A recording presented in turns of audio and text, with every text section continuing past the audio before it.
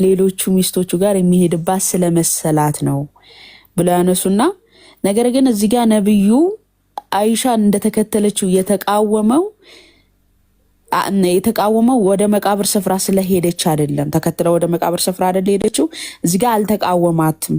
መቃብር ስፍራ ለምን መጣሽ ሴት ነሽ ብሎ አልተቃወማትም። እና በዚሁ ሴቶች በመቃብር ስፍራ ቢሄዱ ችግር እንደሌለው ያሳያል ከነብዩ ቁጣ አንጻር። ምክንያቱም ነብዩ የተቆጣት ለምንድን ነው? እኔ ወደ ሌላ አልሄድኩም፣ አንቺ ተኝተሽ ነበረ፣ ጅብሪል ሊመጣ ነበረ፣ አንቺ ራቁትሽን ስለነበርሽ ጅብሪል መግባት አልቻለም ወደ ቤት ብሎ ብቻ ነው የተቆጣት እንጂ ለምን ወደ መቃብር ስፍራ ተከትለሽ መጣሽ ብሎ ስላልተቃወማት ሴት ልጅ ወደ መቃብር ስፍራ ብትሄድ ችግር የለውም በነብዩ ንግግር መሰረት ብላ አብራራሉ አንዳንድ ዑለሞች ማለት ነው። ግን በሌላ ሐዲስ ላይ ደግሞ መሐመድ ወደ መቃብር ስፍራ እንዳይሄዱ ተቆጥቷቸዋል፣ ረግሟቸዋል። ምክንያቱም አይዶን ነው ቢኒ ምክንያቱም ታውቃለህ?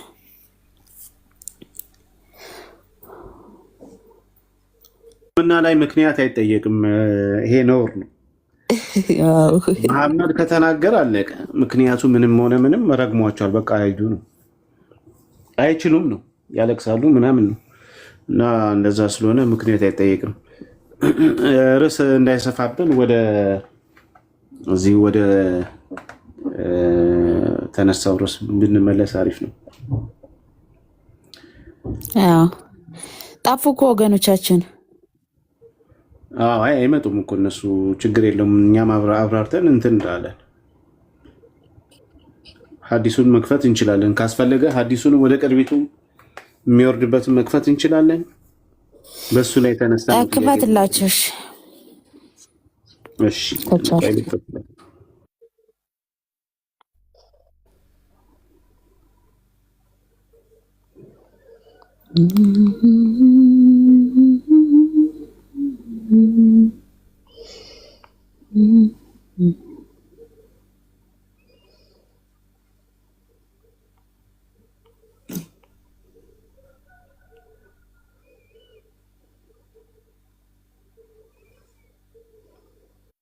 ቀጥ ምን እስኪመጡ ችግር የለም።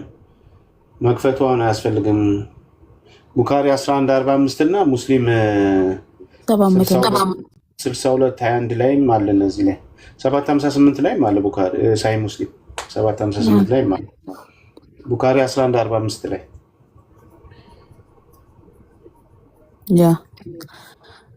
ሲቀጥል ውስን ከሆነ አሁን ለምሳሌ አላህ አካላቱ ውስን ከሆኑ መፍጠር ላይ እንዴት ነው ሊፈጥር የሚችለው?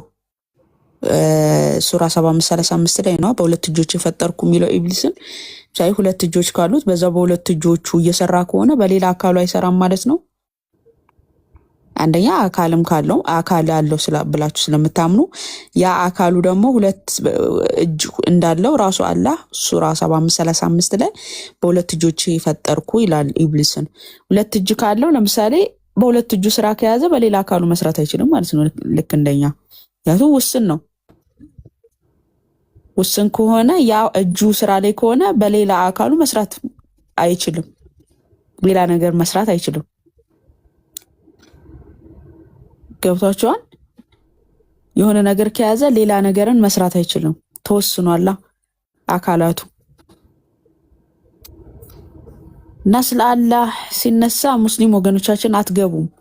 አሁን እኔ ስለ መሐመድ ርዕስ ባደርግ ገስቴ ሙሉ ነው የሚሆነው። ቢኒ ጉድ ላሳያችሁ የሆነ ርዕስ አንስቼ አንድ ሙስሊም ድርሽ አላለም። እስኪ ስለ መሐመድ ርዕስ አድርጌ ልጻፍ። የምር ገስቱ ፉል ነው የሚሆነው። ፉል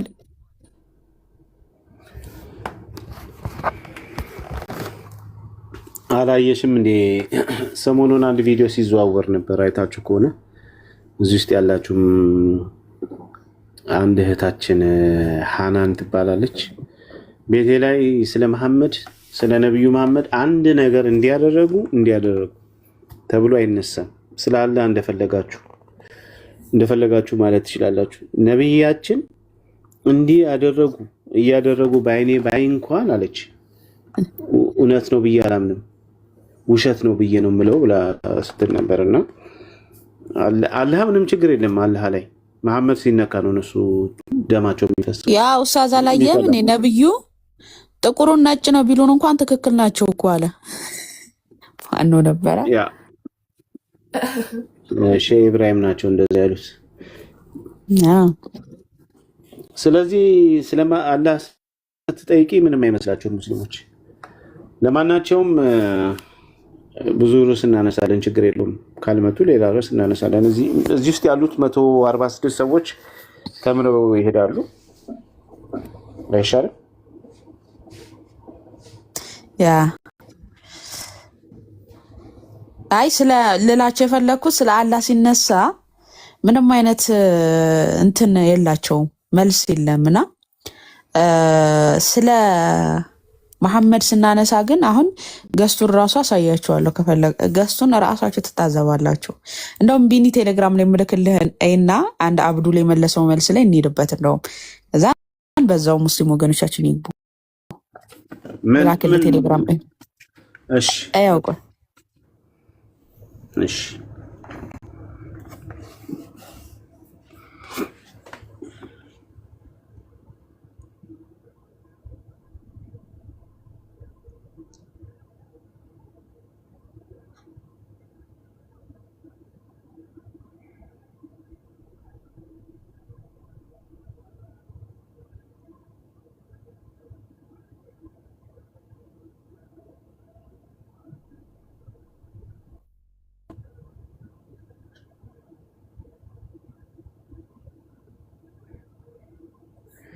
እሺ እስከዛ ሐዲሱን ልክፈትላችሁ። ልክላለሁ።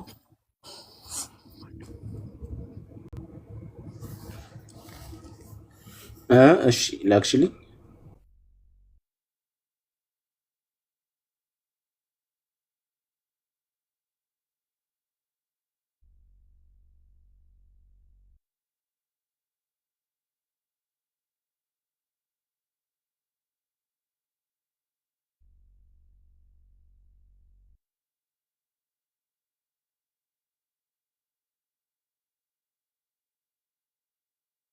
እሺ ማማ ይሄን እስካነበው ረጅም ነው ይዘጋዋል፣ ግን ጫፉን አንብቤ ገብቶኛል ሐሳቡ።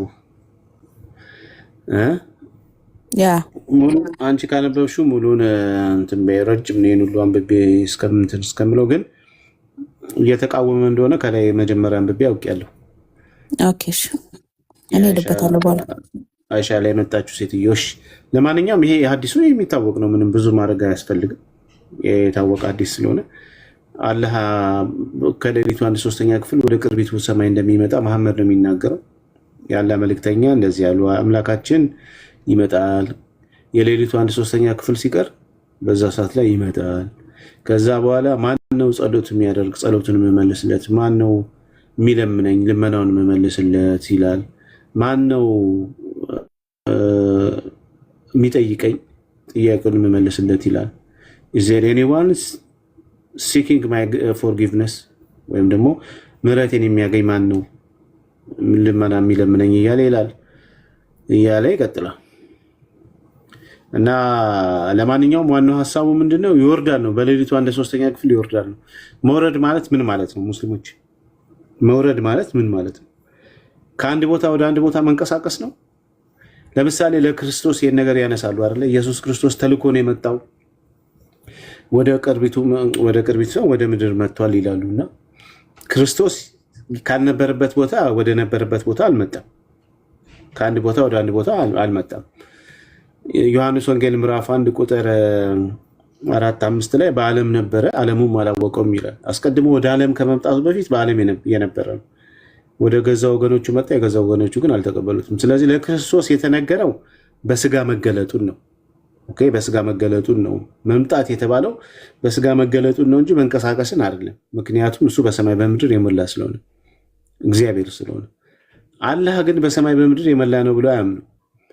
ስለዚህ ወደ ቅርቢቱ ሰማይ በሚመጣበት ሰዓት ላይ እንቅስቃሴ አለ ማለት ነው። መውረድ ማለት አክቹዋሊ መውረድ ማለት ነው። ስለዚህ እንደዛ ከሆነ እንዴት አምላክ ሊሆን ይችላል? ከአንድ ቦታ ወደ አንድ ቦታ እንዴት ሊንቀሳቀስ ይችላል አምላክ? ስለዚህ እንቅስቃሴ ካለው አምላክ ሊሆን አይችልም፣ ሁሉን ቻይ አይደለም። ስለዚህ እችን መልሷት። ካልመለሳችኋት ችግር የለም። ሜሴጅ እናስተላልፋለን። ለክርስቲያኑም ቢሆን ሜሴጅ እናስተላልፋለን። ሐሰተኛ አምላክ እንደሆነ አምላካችሁ ከሰው ያልተለየ እንደሆነ ሁሉን ነገር ማድረግ የማይችል ውስን አምላክ እንደምታመልኩ እናሳውቃለን። አንድ ሰው ሻሃዳ ሲይዝ አሁን በዚህ በተገደበና ባልተገደበው አላህ ነው ወይስ መውጁዱን ቢለመካን አላህ መውጁዱን ቢለመካን በተባለለት አላህ ነው ሻሃዳ ይዞ የሚድነውስ? በራሱ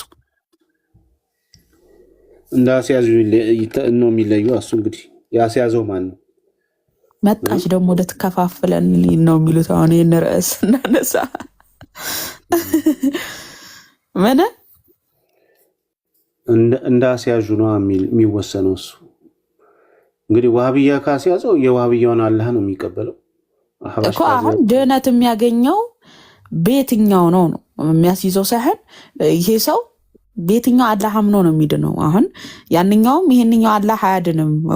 አህባሹ የሚወጣ የሚወርድ አምላክ በእፎይ ላይ የሰራው ኡስታዝ አየኸው? አህባሹን ትናንትና አይቼው ነበረ። እና ከዋህብዮች ጋር ለምንድነው ዲስከስ የምታደርገው? አብዛኛውን ጊዜ ቤትን እንከታተላለን። ቤት በሙሉ የሚሞሉት ዋህብዮች ናቸው። እነሱ ደግሞ አምላክን ይወጣል ይወርዳል፣ አምላክ በሰማይ አለ ወይም ደግሞ በቦታ የተገደበ ነው ብለው የሚያምኑ ናቸው። እነሱ ሙስሊሞች አይደሉም። እና ከኛ ከሙስሊሞች ጋር አውራ አይነት ሀሳብ ነው ያነሳው ኡስታዙ ማለት ነው። አሁን ሙስሊሞች በዚህ አላህ ሻሃዳ የያዘች ሴት ወይም የያዘ ወንድ ይድንበታል ወይ? ይወጣል ይወርዳል በተባለው አምላክ በዛንኛውስ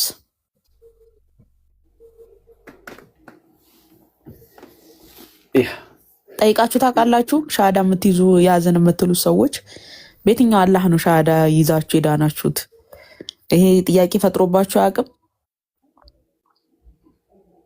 ያዘን የምትሉ ሰዎች ማለት ነው። የሚገባ የለም እንዳያችሁት ስለ አላህ ሲነሳ ማለት ነው። ወደ እንትን ሊሂድ አንድ አብዱል መልስ ሰጣለሁ ብሎ ሲያብራራ ቴሌግራም ቻናሉ ላይ አየሁትኝ እና እኔ ደግሞ በጣም ደስ ከሚለኝ ጸባይ እኛ የምናነሳው ሞግት ላይ መልስ ልስጥ ብሎ የሚፍጨረጨር ኡስታዝን ምናምን ሳይ አነብለታለሁ ሊመልስ ያሰበውን ሀሳብ ምናምን ማለት ነው። ዝም ብዬ እኔ የሆነ ነገር እንደዚሁ በቃ ዝም ብዬ መታች አይደለሁም። በነገራችን ላይ አይቼ እስቲ ለመመለስ የሞከረውን መልስ ላዳምጠው ብዬ ለማዳመጥ ሞክራለሁ፣ ለማንበብ ሞክራለሁ እና አነበብኩት። ያነሳነው ሀሳብ ምንድን ነው? ሴት ልጅ በእስልምና ላይ ትከበራለች ወይ? እንግዳውስ ከተከበረች የመጀመሪያው ያነሳውት ሀሳብ አፍጋኒስታን ባወጣችው ህግ ነበረ። አፍጋኒስታን ያወጣችው ህግ በሸሪዋ ምንድን ነው? ሴት ልጅ እንድትደበደብ ባሏ እንዲመታት አጥንቷን እስካልሰበረ ድረስ እንዲመታት አዟል። ከአጥንቷ ቢሰባበር እንኳን መታ ወደ ህግ እንድትከሰውና ያ ህግ ደግሞ በወንዱ ላይ 15 ቀን እስራት እንዲፈርድበት አድርጋለች አፍጋኒስታን ማለት ነው። አጥንቷን ሰብሮ 15 ቀን እስራት ብቻ ነው የሚፈርደው።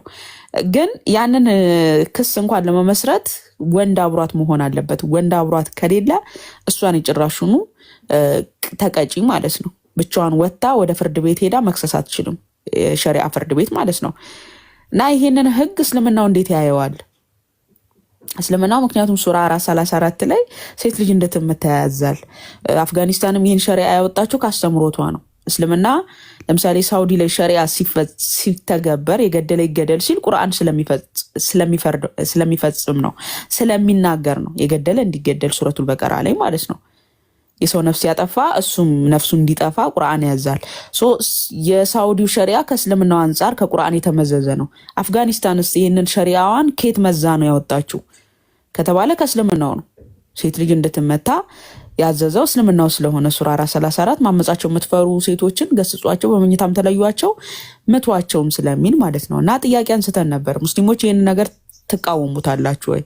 ስትቃወሙትስ በየትኛው መጽሐፋችሁ መሰረት አድርጋችሁ ነው? ምክንያቱም መጽሐፋችሁ ካዘዘ የሞራል ግራውንዳችሁ በየትኛው አስተምሮት ላይ መሰረት ያደረገ ነው ብለን ስናነሳ ለምሳሌ ሱራ 434 ሙፈሲራቶቹን ሄዳችሁ ስትመለከቱ አዎ ትመታ፣ ግን አጥንቷን በማይጎዳ እንዳትሰባበር ምናምን ፊቷን እንዳይመታ ሌላ አካላቷን ግን መምታት ይችላል ብለው አብራርተዋል ሙፈሲራቶች ማለት ነው። እና በየትኛው ሞራላችሁ ነው ይሄንን አስተምሮ ትክክል አይደለም ብላችሁ አፍጋኒስታን ልትቃወሙ የምትችሉት? አንድ ሙስሊም ይሄንን የምትቃወም ያለሽ ወይ ብዬ ጠይቄ ነበር። በዛ ቪዲዮ ላይ ሪያክት ተደርጎ አየሁኝ። ምንድነው? አይ አዎ እንድንመታ ያዛል፣ ግን በሙፈሲራቶች ማብራሪያ መሰረት በጥርስ መፋቂያ ነው እንድንመታ ይታዘዘው አለችኝ አንዲት አብዱሊት። እና ይህን ትምህርት ነብዩ አስተምሯል ወይ? ሚስቶቻችሁን ስትመቱ በጥርስ መፋቂያ ምቱ ብለዋል ወይ? አረ እንደውም በመሐመድ ዘመን የነበሩ ሰዎች ሲመቱ በራሱ በምን ነበረ? ስርዝ ድልዝ እያደረጉ ሰውነታቸውን ከለበሱት አረንጓዴ በላይ አረንጓዴ አድርገው ነበር ይቀጠቅጡ የነበረው ብዬ ቡኻሪ 58-25 ላይ ያለውን ሐዲስ አምጥቼ፣ እሱ ብቻ አይደለም ሱናን አቢ ዳውድ 22-28 ላይ ያለው አጥንቷ የተሰበረች ሴት ወደ ነብዩ መታ ሙሐመድ ያቺ ሴት አይ እኔ እኮ በጥርስ መፋቂያ ነው ሴት ልጅ ቅጡ ያልኩት፣ ለምንድነው እንደዚህ አጥንት የምትሰብሩት? ለምንድነው እንደዚህ ሴቶችን የምታጠቁት ብሎ ሲቃወም አልተመለከቱ? ለምሳሌ ሱናን አቢ ዳውድ ማስረጃ ያላችሁ ቢኒ ከፍትላችኋል። አሁን ሱናን አቢ ዳውድ 22-28 ላይ ስትመለከቱ ባልየው ቅጥቅጥ አድርጓት አጥንቷን ሰባብሯታል። እና ፍትህን ፍለጋ ወደ መሐመድ ነው የመጣችው። ያቺ ሴት ምግባረ ብልሹም ልትሆን ትችላለች፣ ምንም ትሆን፣ ግን ቅጣቱ ላይ ነው ዋናው ትኩረታችን። ወደ መሐመድ ስትመጣ መሐመድ አይ እኔ እኮ በምስዋክ ምቱ በጥርስ መፋቂያ ነው ምቱ ያልኳችሁ፣ ለምንድነው እንደዚህ ሴቶችን የምትጎዱት የምትጨቁኑት? አይደለም ያለው። ምንድን ያለው? ከንብረቷ ግማሹን ውሰድና የተወሰነውን ውሰድና ሸኛት ተፋታት ነው ያለው መሐመድ። ኢማጅን ያ ሰውዬ ማለት ነው የደበደበው ሰውዬ ያለ መልክተኛው ይህ ነገር ትክክል ነው ብሎ ጠየቀው። ገረመው ሰውዬው ማለት ነው። ከዛ ምን አለ? ለምህር የሰጠዋት 2 የአትክልት ስፍራዎች ነበሩ ብሎ ለመሐመድ ሲነግረው እሱን ውሰድና ተለያት ተፋታት ነው ያለው መሐመድ። እና ፖይንታችን ምንድነው? በጥርስ መፋቂያ ነው እንድንመታ የታዘዝ ነው፣ በማይጎዳ መልኩ ነው ስትሉ መሐመድ የቱጋ ነው በጥርስ መፋቂያ ምቱ ያለው? አረ በዘመኑ የነበሩ ሰዎች ሲመቱ ራሱ የሚያበረታታው መንገድ በምን አይነት መልኩ ነው? እንደዚህ በጥርስ መፋቂያ ምቱን ያልኳችሁ ብሎ አልተቃወመም። ሲቀጥል ራሱም አይሻን ሲመታ ደረቷን ብሎ መቷታል እንጂ በጥርስ መፋቂያ ሲመታት አላየንም። እና ያነሱት መልስ ምንድን ነው? ትርዝ ድልዝ ሆና የመጣችዋ ሴትዮ ሙስሊም ቡኻሪ 58-25 ላይ ሪፋ ፈቶ አብዱረህማን ያገባት ሴት ነች። በመጀመሪያ ሪፋ የሚባል ባል አላት። ከዛ ሁለተኛ አብዱረህማን አግብታ ይሄ አብዱረህማን ቀጥቀጥ አርጓት ነው እንግዲህ ተመታ። አረንጓዴ ልብስ ለብሳ ለአይሻ ጉዳቷን አሳየቻት። የተደበደበችው ድብደባ ሰውነታችሁ ለምሳሌ በጣም ስትመቱ አረንጓዴ ያወጣ የለ እንደዛ ሆናለች ሰውነቷ በሙሉ ማለት ነው። እንደዛ ተቀጥቅጣ ለአይሻ አሳየቻት። አይሻ ተመልክታ ለሙሐመድ ነው ያሳየችው። ተመልከት ሰውነቷ ከለበሰችው አረንጓዴ ልብስ በላይ አረንጓዴ ሆኗል።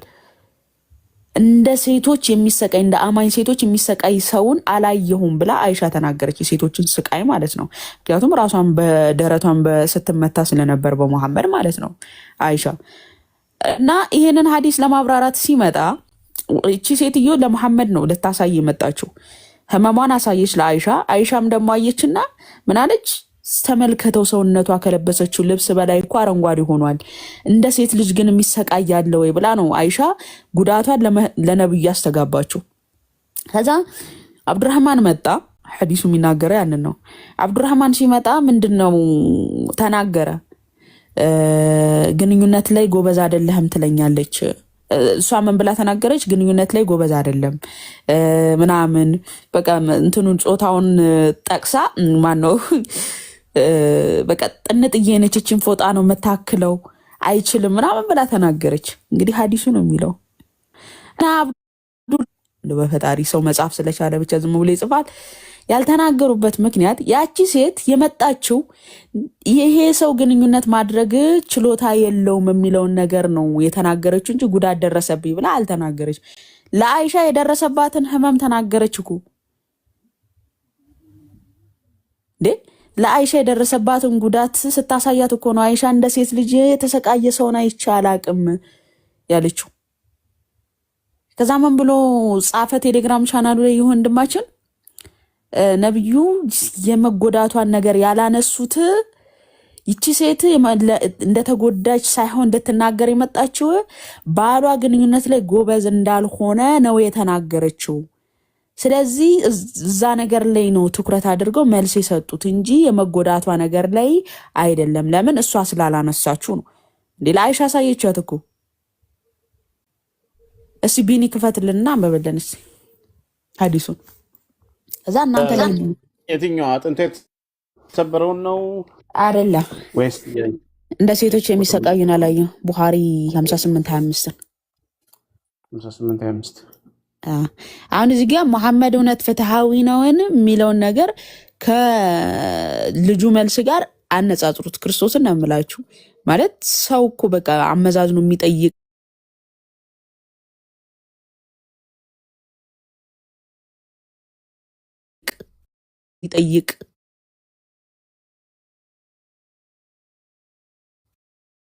እንደ አይነት ጥያቄ እንደማይጠይቋቸው ስላወቁ መንጨርጨርጨር ያደርጉላቸዋል። በቃ ተመለሰ ነው የሚሉት። እሺ ቀጥል። ልክፈትላችሁ። ያው እንደተባለው እንግዲህ እስልምና ሁል ጊዜ ከነብያቸውን በላይ አሁን ላይ ያሉት ነብይ ናቸው። ጀመናይ ላይ እንትን በላቸው አማርኛውን እንዲረዱ። አማርኛውን እሺ ስለሚተረጉሙ ሙሉ ረጅም ነው በቃ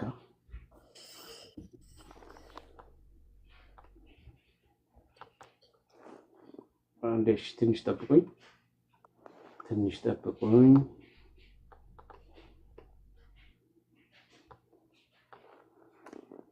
አሁን እስልምና የሚደበቅበት ነገር አጥቷል።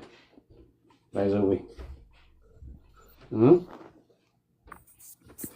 ቴክኖሎጂ እስልምናን እየገደለው ነው።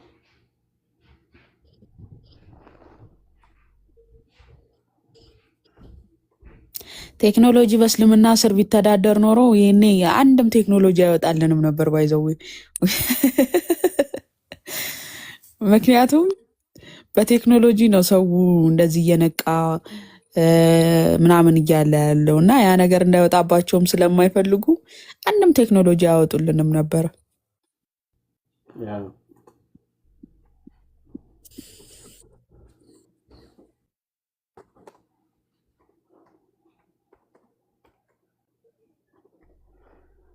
የሚገርምሽ ነገር ማሜ ምን እንዳሉ ታውቂያለሽ?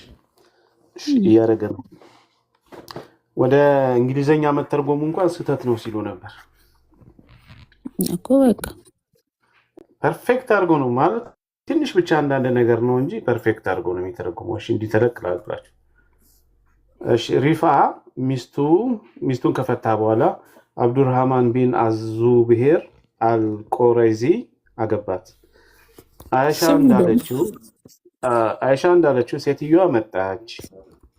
እሺ ቆይ ወደ ጎን ላድርገው፣ ትንሽ መለስ ላድርገው። ሴትዮዋ መጣች፣ አረንጓዴ መሸፈኛ ለብሳ ነበር። ለአይሻም ስለ ባሏ አጉረመረመች እና መደብደባ ምክንያት የቆዳዋ ላይ የተፈጠረው አረንጓዴ ነጠብጣብ አሳየቻት። ሴቶች እርስ በርስ መረዳዳት ልማድ ነበርና፣ ስለዚህ የአላህ መልእክተኛ ሲመጡ አይሻ እንደ አማኝ ሴቶች መከራ የተቀበለች ሴት አላየውም። ተመልከቱ፣ ቆዳዋ ከልብሷ የበለጠ አረንጓዴ ሆኗል አለች። አብዱራህማን ሚስቱ ወደ ነብዩ ዘንድ እንደሄደች ሲሰማ ከሌላ ሚስቱ የወለዳቸውን 2 ልጆቹን ይዞ መጣ።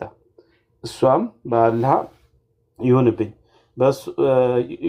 በእሱ ላይ ምንም ስህተት አልሰራውም፣ ነገር ግን እሱ አቅመ ደካማ ነው እና እንደዚህ እንደ ቀሚሴ ዘርፍ ለእኔ ምንም አይጠቅምም አለች። የልብሷን ዘርፍ ይዛ እያሳየች አብዱራህማንም በአላህ ይሁንብኝ የአላህ መልእክተኛ ሆይ እሷ ዋሽታለች፣ እኔ በጣም ጠንካራ ነኝ፣ እናም እሷ ማርካት እችላለሁ፣ ነገር ግን እሷ ታዛዥ አይደለችም እና ወደ ሪፋ መመለስ ትፈልጋለች። የአላህ መልእክተኛም ለእርሷ ይህ ከሆነ ምኞትሽ፣ እንግዲያውስ አብዱራህማን ከአንቺ ጋር ግብረ ስጋ ግንኙነት እስካላደረገ ድረስ ሪፋን እንደገና ማግባት ለአንቺ የተከለከለ መሆኑን እወቂ። ከዚያም ልጨርሰው። ከዚያም ነብዩ አብዱራህማን ጋር 2 ልጆቹን አይተው እሱን እነዚህ አንተ ልጆች ናቸውን ብለው ጠየቁት። ከዛም አብዱራህማን አዎ ብሎ ለነብዩ መለሰ። የምትለው ነገር ማለትም እሱ አቅመ ደካማ ነው፣ ግን በአላህ ይሁንብኝ እነዚህ ልጆች እንደ ቁራ ይመስላሉ አሉ። አለቀ መሰለኝ። ያ ሀሳቡ ምንድነው? መሐመድ እቺ ሴት የደረሰባትን ቅድም እንዳልኳችሁ ተናገረች ለአይሻ። አይሻ አስተላለፈ፣ የተመልከት ሰውነቷ እንዴት እንደሆነች እንደ ሴት ልጅ የሚሰቃይ ያለ ወይ ግን ምናምን ብላ አይሻ ለነብዩ ተናገረች። እና መሐመድ አሁን ተነግሮታል፣ ሰውነቷ ከለበሰችው አረንጓዴ ልብስ በላይ ተደብድባለች ብላ አይሻ ነግረዋለች። ስለዚህ አይቷታል። በዛ በደረሰባት ጥቃት ለምን እንዲህ ያደረስክባት ብሎ መልስ አልሰጠም። እኔ በምስዋክ ወይም ደግሞ በጥርስ መፋቂያ ነው ምቱ ያልኳችሁ፣ ለምንድነው እንደዚህ መታሃት ብሎ ሲቃወም አልተመለከትም። ለምን እቺ ሴት የደረሰባትን ህመምም አሳይታለች። ለአይሻ ተናገረች፣ አይሻ አስተላለፈች ለሙሐመድ። ስለዚህ ምን ብላ ተናገረች? ቀጣይ ደግሞ ይሄ ሰው እንትን አይልም፣ ጎበዝ አይደለም፣ አኩቻ አይደለም አለች። ከዛ እሱ ደግሞ እኔ አኩቻ ነኝ፣ እኔ ጎበዝ ነኝ፣ እሷ ይህን ምክንያት የምታመጣው ወደ መጀመሪያ ባሏ ልትመለስ ስለፈለገች ነው ነብዩ ብሎ መለስ። አብዱራህማን ማለት የደበደባት ባሏ በሱራ 230ኛው አያ ላይ ለሶስተኛ ጊዜ የተፈታች ሴት ሌላ ባል እስክታገባ ድረስ ወደ መጀመሪያ ባሏ መመለስ አትችልም፣ እንደሚታወቀው ማለት ነው። ለምሳሌ ፈታሁሽ ተብላ የተፈታች ሴት ወደ መጀመሪያ ባሏ የፈታት ባሏ ጋር ተመልሳ እርቅ ለመፈጸም ብትፈልግ ከሌላ ወንድ ጋር ግንኙነት መፈጸም አለባት፣ ወደ መጀመሪያ ባሏ ጋር እርቅ ለመፈጸም ማለት ነው። ስለዚህ እቺ ሴት ደግሞ አብዱራህማን እንደተናገረው ይሄንን ምክንያት ያመጣችው አውቃ ነው፣ ወደ መጀመሪያ ባሏ ለመመለስ ስለፈለገች ነው ብሎ ለነብዩ ሲናገር የነብዩ መልስ ምንድን ነው? አንተም ትክክል አላደረክም፣ እንደዚህ እንዴት ትመታታለህ? እንዴት እንደዚህ ታደርጋታለህ? እኔ በጥርስ መፋቂያ ነው ምታ ያልኩ ብሎ አይደለም የተናገረው። ምን ይላል? ወደ መጀመሪያው ባልሽ ለመመለስ ከፈለግሽ ከአብዱራህማን ጋር ግንኙነት መፈጸም አለብሽ ሲል መለሰላት። አሁን እዚህ ጋር ይጋጫል ሐዲሱ ራሱ። እንዴት በሉ ያቺ ሴት እሱ ግንኙነት ማድረግ አይችልም፣ ጎበዝ አይደለም፣ አያረካኝም ብላ ክሱን ካቀረበች የነብዩ መልስ ደግሞ ወደ መጀመሪያ ባልሽ ለመመለስ ከሆነ ከእሱ ጋር ግንኙነት ፈጽሚ ካላት ግንኙነት ሳትፈጽም ነው ወይ የእሱን አለመቻል የተናገረችው? በምን አወቀች? አንደኛ ገብተዋል ቢኒ ሐዲሱ እንደሚጋጭ ራሱ የምናየው በምን አወቀች? ሁለተኛ እቺ ሴት የደረሰባትን ህመም ተናግራለች፣ አሳይታለች ለአይሻ። አይሻም ጭራሽኑ እንደ ሴት የሚሰቃይ ሰውን አላየውም በማለት ህመሟንም የሴቶችን ጭቆናም ተናግራለች። ካዲያ ሙሐመድ የሴቶች ጭቆና በዚህን ያህል ተነግሮት እንዴት እንደዚህ ትመታታለህ? እኔ በጥርስ መፋቂያ ነው ምታ ያልኩህ ብሎ ሲቃወም አልተመለከት ነው። ስለዚህ የወገናችን ጽሑፍ ገደል ገባ ማለት ነው። ነብዩ እንደዚህ ብለው ያልተናገሩት እቺ ሴት የደረሰባትን ህመም ልታሳይ ሳይሆን የመጣችው የእሱን ግንኙነት ላይ አለመቻል ለመናገር ነው የመጣችው ብሎ መናገሩ ገደል ገባበት ማለት ነው። ተናግራለች። የደረሰባትን ህመም ሰውነቷን አሳይታ ለአይሻ ባሌ ደበደበኝ ብላ እኮ ተናገረች። ከዚህ በላይ ማይክራፎን ይዛ ጮህ እና ሙስሊም ወገኖቻችን የምታነሱት ሙግት ቢያንስ የሆነ ሰው የሚገዛ የምትመልሱት መልስ በጥቂቱ ሰው የሚገዛ መሆን አለበት። ቀጣዩ ሐዲስ ሱናን አቢ ዳውድ 2228 ላይ የተባለው ሐዲስ ነው። ተደብድባ አጥንቷ ተሰባብሮ የመጣችው። ቀጥል ቢኒ፣ እሱ ልታሳይ እኮ ነው።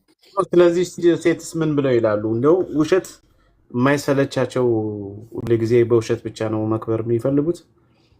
ስለዚህ ሴትስ ምን ይላሉ? እቺ ሴት ደግሞ እንግዲህ ሀቢባ ዳውተር ኦፍ ሳሊ ትባላለች። ወደ ዋይፍ ኦፍ ታቢት ኢብን ቀያስ። ታቢት ኢብን ቀያስ የተባለ ባል ነበረ። ማናት እቺ? ሱሃል የምትባል ሴት። ከዛ በኋላ ሂ ቢት ሄር ኤንድ ብሮክ ሳም ፓርት ኦፍ ሄር ይላል። መታትና የተወሰነ ክፍሏን ሰበረ ማለት ነው፣ አጥንቷን ሰበረ። ሶ ሺ ኬም ቱ ዘ ፕሮፌት፣ ወደ ነቢዩ መጣች። አፍተር ሞርኒንግ፣ በማግስቱ ጠዋት ማለት ነው። ኤንድ ኮምፕሌኒንግ ቱ ሂም አጌንስት ሄር ሃዝባንድ፣ ስለ ባሏ ቅሬታ ልታቀርብ ማለት ነው። ዘ ፕሮፌት ኮልድ ኦን ጣቢት ኢብን ቀያስ፣ ጣቢት ኢብን ቀያስን አስጠራው መሐመድ።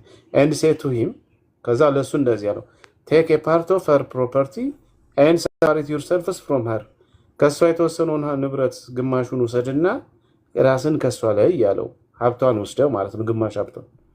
ሂ አስክድ ኢዝ ዛት ራይት ሜሴንጀር ኦፍ አላህ አለ። ሰውየው ገርሞት ራሱ ይሄ ትክክል ነው ወይ ያላ መልእክተኛ ብሎ ጠየቀ። ሂ ሴድ የስ አለው። መሐመድ ትክክል ነው። አጥንቷ ተሰብራ የመጣች ሴት መሐመድ ጋር ኮምፕሌን ልታቀርብ የመጣች ሴትን ንብረቷን ወስደ የተወሰነው ንብረቷን ወስደ ራስን ከሷ ላይ እያለው ሰውየው ግራ ስለገባው ይፈረድብኛል ብሎ ነው ያሰበው። ይሄ ትክክል ነው ወይ ብሎ ሲል አዎ ትክክል ነው። I have given her 2 garden of a man as a door 2 የእርሻ መሬቶች እንደ መህር አድርጌ ለሷ ሰጥቻለሁ። and they already in her position አለ። በሷ ስር ነው ያሉት አለ። እነዚህ በስሟ ነው ያሉት ማለት ነው፣ የሷ ናቸው። 2 የእርሻ መሬት ሰጥቻታለሁ ምን መህር አድርጎ ማለት ነው። ነብዩ ምን ቢል ጥሩ ነው? the prophet said take them and separate yourself from her ነው። ለዛውም እዚህ ጋር የተወሰነውን አላለም፣ ሁለቱንም ውሰድባት ነው የሰጣት እና ራስን ከሷ ላይ ያለ። ለዚህ ምንድነው ተነታን የሚነግሩን? እስቲ ለምን ተዋሻላችሁ ሙስሊሞች? በቃ ሴት ልጅ ለምን እንደምትመታ መጠየቅ የለበትም ነው የሚለው መሐመድ። ይሄው እሱ ሐዲስ የታለ መሰላችሁ? እዚህ ጋር ከፍቼዋለሁ። አይ ቲንክ እዚህ ጋር ዳይፍ ብለውታል። እንትኑ ላይ ግን ሐሰን ነው ባይዘው። እንዴት እንደሚያጭበረብሩ በፊት ይሄ ሐሰን ነበር፣ አሁን ዳይፍ ብለውታል። ፒዲኤፍ ላይ ሐሰን ያለው። ለማንኛውም ላሳያችሁ። ይሄ እዚህ ክፍል ላይ አይ ዋዝ ገስት አት ዘ ሆም ኦፍ ዑመር። ማን ነው እንደዚህ ብሎ የተናገረው? ይሄ ኢብን ቃያስ የተባለ ሰውዬ በዑመር ቤት እንግዳ ነበርኩኝ አለ። እሺ ኢን ዘ ሚድናይት ሂ ወንት ኤንድ ሂት ሂዝ ዋይፍ። ወደ ሚስቱ ሄዶ ሚስቱን መደብደብ ጀመረ። ማን? ዑመር። የመሐመድ ምርጡ ሳባ የተባለ ጀነት ይገባል ተብሎ የተነገረለት። ድንገት ተነስቶ ሌሊት እንደ እብድ ተነስቶ ሚስቱን መደብደብ ጀመረ። and I separate them ከዛ ገላገልኳቸዋል።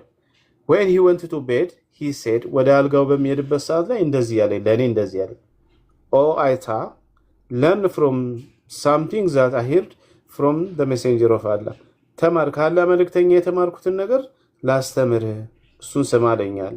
a man should not be asked why he beats his wife ወንድ ልጅ ወይም ባል ሚስቱን የሚመታበት ምክንያት ሊጠየቅ አይገባውም ነው። ሊጠየቅ አይገባውም። አያችሁ መሐመድ እንደዚህ ነው የሚያስተምረው። አንድ ባል ሚስቱን የሚመታበትን መንገድ ወይም ለምንድን ነው የመታው ተብሎ ሊጠየቅ አይገባውም ነው። እነዚህ ሰዎች ግን ይዋሻሉ። ኦኬ መሐመድ ይህን ስለሚያውቅ ነው ለምንድን አልመታሃት ብሎ ያልጠየቀው። ቀጥታ ወደ ጉዳዩ የገባው ሴት ልጅ መመታት ልማድ ስላለ ትክክል ስለሆነ የሚጠየቅ ስላልሆነ ራሱ ስለሆነ ያወጣው ይሄን ህግ ማለት ነው። አንድ ሴት የምትመታበትን ምክንያት ማንም ሊጠይቅ አይገባም ስላለ መሐመድም አልጠየቁም ያን ሰውዬ ማለት ነው። ችግሩ ምንድነው? ያው እሱ ወንዱ የተናገረውን ሰማ፣ ከዛ በላይ እሷ ላይ ፈረደባት፣ ተደብድባ መታ ማለት ነው። እና እንደዛ ነው ማማዬ። ያ እንግዲህ ይሄን እስልምና አስተምሮ ምንም ብታደባብሱት እኔ ጻፍኩትን አሳያቸው። ቆይ ለዚህ ልጅ ማለት ነው እኔ ጻፍኩትን ብቻ መልሱን ማለት ሙስሊሞች ምንም አይነት ጭንቅላት እንደሌላቸው አለ። ስክሪንሻት አድርጌ ይላኩልን። እዛው ላይ አለ ማሜሽ፣ ስክሪንሻት አድርጌ ልኬልሃለሁ። እና እኔ በሰራው ቪዲዮ ላይ ስለሆነ ሪያክት አድርጎ መልስ ለመስጠት የሞከረው አንብቤው እስኪ የመለሰው መልስ ምንድን ነው ብዬ አየሁትኝና ሳየው ምንም ሴንስ የማይሰጥ በጌታ ስም እንዴት እንደሚያጃጅሏቸው እና የጻፍኩትለትን ቀይ ላሳያቸው። እሺ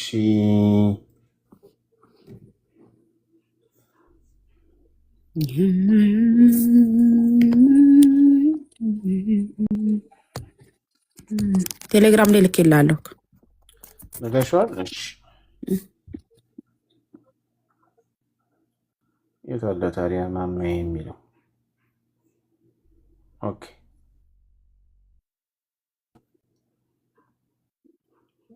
ተጠንቀቅ። ቪዲዮ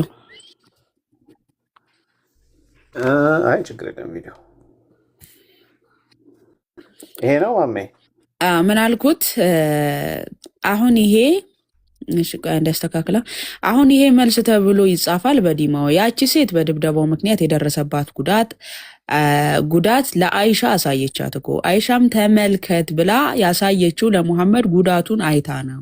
ሱናን አቢ ዳውድ 2228 ላይ ያለውን በምን ልታስተባብለው ነው? አጥንቷን ተሰብራ ወደ ሙሐመድ መታ ከንብረቷ የተወሰነ ውሰድና ከእሷ ተለይ የሚል መልስ ነው የመለሰው። አረ ደብዳቤው ራሱ በመገረም የአላህ መልክተኛ ይህ ትክክል ነው ሲል ጠየቀኩ። ለምህር የሰጠዋት 2 ቦታ አለ ቢል እሱን ውሰድና ተለያት የሚል መልስ ነው የመለሰው። ዋናው በሐዲሱ ላይ ያለ ነጥብ ነብዩ በመፋቂያ እንድንመታ ነው ያዘዘን የሚለው ትርክት ውሸት እንደሆነ እናያለን። ምክንያቱም እንዲህ ተጎርተው ሲመጡ እኔ እንድትቀጡ ያዘዝኩት በመፋቂያ ነው ብሎ ሲቃወም አልታየም።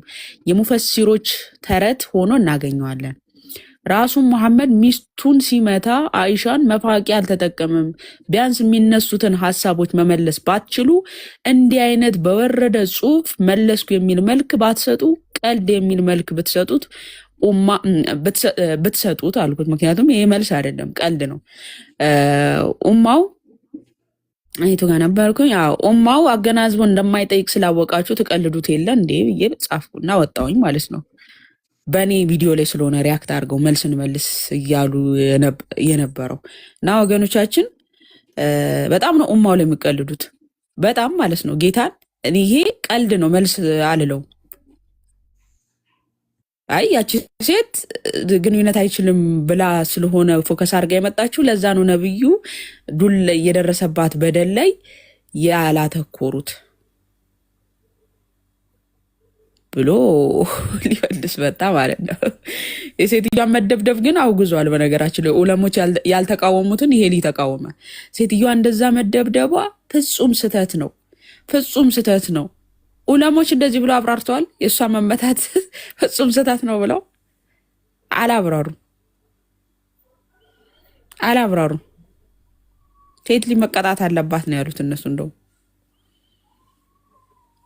እና ወገኖቻችን እንደው የምትመልሱትን መልስ ብታዩት። መሐመድ እኮ ነው ያዘዘው። ማሜ ቀጥታ እኮ ሴቶችን ምቷቸው ብሎ ዑመር መጥቶ ጠየቃል። እንዲሁም መጀመሪያ ላይ መሐመድ ምን አለ? እነዚህ የቤቶቻችሁን የሚሰሩላቸውን ሃንድ ሜዶችን አትምቱ የሚል ነገር ተናገረና ከዛ ዑመር መጣና አይ ሴቶች እኮ ሚስቶች በባሎቻቸው ላይ አመፁ፣ ይህን ከተናገርክ በኋላ ሲባል ምቷቸው የሚል እንትን ሰጠ። መሐመድ ትእዛዝ ሰጠ። ከዛ ባሎች መቀጥቀጥ ጀመሩ። ከዛ የሚስቶች በጠቅላላ ተሰብስበው መሐመድ ቤት መጡ። ባሎች እየደበደቡን ነው፣ አንተ እንድንደበደብ ፍቃድ ሰጠ ብለው መጡ። ከዛ መሐመድ ምን ቢል ጥሩ ነው እንዴ? ለምንድነው ሴቶች መመታት የለባቸውም ለምን ትመታላችሁ ሳይሆን ሲል የነበረው መሐመድ ሲል የነበረው ምንድን ነው? ወደ መሐመድ ቤት ባለፈው ምሽት የመሐመድ ቤትና የሱ ፋሚሊ ጋር መጥተዋል ብዙ ሴቶች ባሎቻችን ደበደበን ብለው። እንደዚህ የሚያደርጉ ሴቶች ከምንድነው ከማህበረሰቡ መጥፎ የሚባሉ መጥፎ ሴቶች ናቸው። በባል ተደብድበው በባል ተደበደብን ብለው ኮምፕሌን ለማድረግ ወደ መሐመድ ቤት የሚሄዱ ሴቶች እንደዚህ አይነት ሴቶች መጥፎች ናቸው ብሎ ነው መልስ የሰጠው ማለት ነው። ፈቃዱንም የሰጠው ራሱ መሐመድ ነው። ባይዘዌ ይህን ሐዲስ ለመበረዝ በቅንፍ ያልከፈቱት ያላረጉት ነገር የለም። ቅንፍ አሰጠው ማለት ሳሂህ ሙስሊም 3506ን ዑመርን ምን እንዳለው ደግሞ ላሳይ። ቆይ ዑመር ሚስቱን መቶ ሲመጣ ማለት ነው። ዑመር ማለት የነብዩ ቀኝ እጅ ነው ባይዘዌና ሚስቱን መቶ ሲመጣ ሊያውም እየሳቀ ነው የሚነግረው እኮ እኔ ሚስቴን መትቻት መጣ ብሎ እየሳቀ ነው ለመሐመድ የሚነግረውና የመሐመድ መልስ ምን እንደሆነ ላሳያችሁ። ሳሂህ ሙስሊም 3506 ጀመናይ ጋር ቀጥታ ሄደ። ለምን አትረጉም? ከዛው ከጉግል ሳይሆን ቀጥታ በትክክል ነው የሚያስቀምጠውና መሐመድን ቀለብ ብለው ይጠይቁታል ሚስቶቹ ማለት ነው። የቀለብ በቃ 11 ሚስቶችን ማስተናገድ እንግዲህ ይሄ እና ቀለብ ምናምን እያሉ ይጠይቁታል። እና ሳሂህ ሙስሊም 3506 3506 ላይ 6 ላይ ማለት ነው። እና የመሐመድ ሚስቶች ብርም እያሉ ይጠይቁታል፣ መሐመድን ቀለብ እያሉ ይጠይቁታል። እና የዑመር ሚስት እንደ ነብዩ ሚስቶች አይታ ብር ትለዋለች መሰለኝ ዑመርን። በጥፍ ያጋጭቷት ደረቷን ነው ምኗን ነው መቷት ይመጣና ያላ መልክተኛ ሆይ ሚስቴ እኮ እንደዚህ ስትለኝ መተዋት ብሎ ከት ብሎ እየሳቀ ይነግረዋል። ዑመር ማለት ነው። 3506 ልላክልህ። ቆይ እስኪ ልላክልህ። እኔ ሙስሊም 3506 እስቲ አንዴሽ ለምንድን ነው ያላመጣው ታዲያ? 3506 እሺ፣ ቆይ ችግር የለም ድጋሚ እንጻፈው።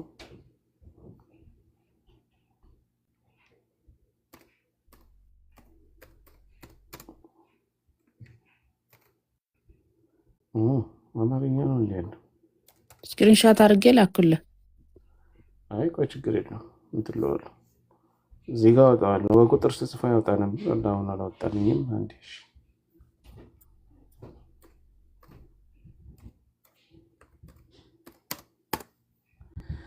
ሙስሊም ጃቢር ለአብደላህ የዘገበው ሐዲስ አንቺ ሱና.ኮም ላይ የለም። ሙስሊም 35 አጠፉት። እኔ ከዚህ በፊት ፋይል እንትን ሳዘጋጅ አለ ስክሪንሻት እኔ ጋር። ለዚህ ነው ያዙ የምንለው። በነገራችን ላይ ከጊዜ በኋላ እያጠፉ ነው። በሌላ ለምን መሰለሽ ቁጥር ስጽፍለት ቀጥታ ያወጣ ነበር። ሙስሊም 3506 በእንትን ያወጣልኛል። ሳይ ሙስሊም ቡክ 9 ሐዲስ 3506 በሚል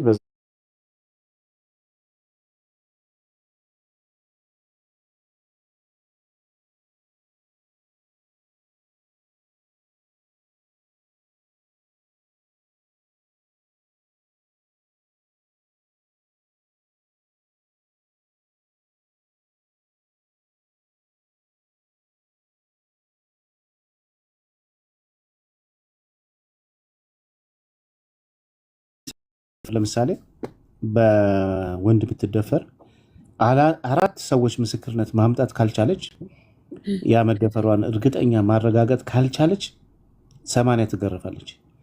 ያላገባች ከሆነች ማለት ነው። ሱራ 24 ቁጥር 4 ላይ እንደሚለው አዎ ሱረቱል ኑር ላይ አጠገቧ ባሏ ሳይኖር አንድ ሴት ልጅ ባሏ ሳይኖር ወይም ደግሞ ማስተሯ ባሪያ ከሆነች ደግሞ ማስተር የሚያስተዳድራት ሳይኖር አርግዛ ብትገኝ ምስክር ማምጣት ባትችል ያስረግዛት የደፈራትን ደፍሯት ማለት ነው። ምስክር ማምጣት ባትችል ትገረፋለች። ምስክሩ ደግሞ ምንድን ነው? የሆነ ሲደፍራት አንድ ሰው አይቶ ምናምን 4 ወንዶች ሲደፍራት አይተናል በአይናችን መርፌና ክር ሆነው ሲገባ ሲወጣ አይተናል ብለው ካልመሰከሩ ይሄ ማረጋገጥ ካልቻለች ያገባች ከሆነች ትገደላለች። ያላገባች ከሆነች ደግሞ በግርፋት ማለት ነው። በጌታ ቢኒኔ ላኩልህን አሁን ክፈትልን አንዴ ተጠንቀቀ። ግን እኔ ራሴ ያነብላችኋለሁ ዛሬ በድፍረት ነው የማነበው። የመጣው ይምጣ። እስልምና መጽሐፍ ነው። ልክ ላሉ ቴሌግራም በዚህ ሰዓት በጾምሽ ሞክርልሽ። ሰላም ማማዬ እንዴት ናችሁ? ላውራ እንዴት ነሽ? እሺ አንዴ ይሄንን ላንብብና አሁን ጠይቂያለሽ። እሺ ዛሬ አንድ ቀን አንብብ ማለት የሆነች ኑሷን አንብቤ ትውት ነው የማደርገው። ምክንያቱም አስጠሊ ስለሆነ ግን አነባዋለሁ። ምን አገባኝ። ማምጣት እኮ ይቻላል ካስፈለገ። የጻፉት ካላፈሩ ማነበዋ እኔ ለምን አፍራለሁ? ምንድን ነው የላክሽልኝ? 2 ነው። ከታች ያለውን ክፈትልን። ከታች ያለውን እሺ። ፈትዋውን ሐዲሱም አለኝ ግን ፈትዋውን ቆይ ላሳያችሁ። እሺ ቆይ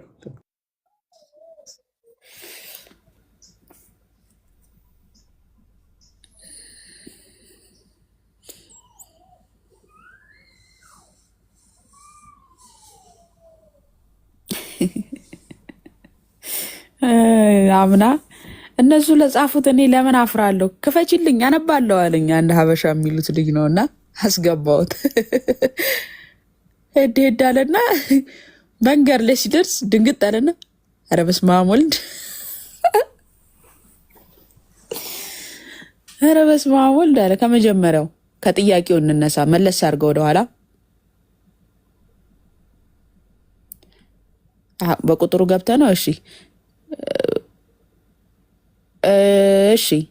ዚናን በግልጽ በገለጽ ከላይ ጀምሮ ጥያቄውን እናሳያቸው። የተጠየቁት ጥያቄ ምንድን ነው? ከመጀመሪያ አድርገው ቢኒ ወደ ላይ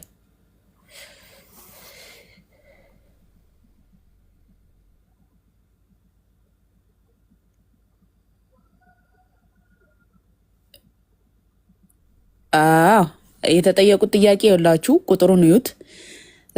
ፈትዋ ቁጥር 8851 ላይ በዚህ ዘመን አለ ዚናን በሚያደርጉ ወንድና ሴት ላይ 4 ምስክሮች እንዴት ይቀርባሉ የሚል ጥያቄ ቀረበላቸው ማለት ነው። አሳልፈ አሁን መላሹ ምን ብሎ አብራራ የሚለውን።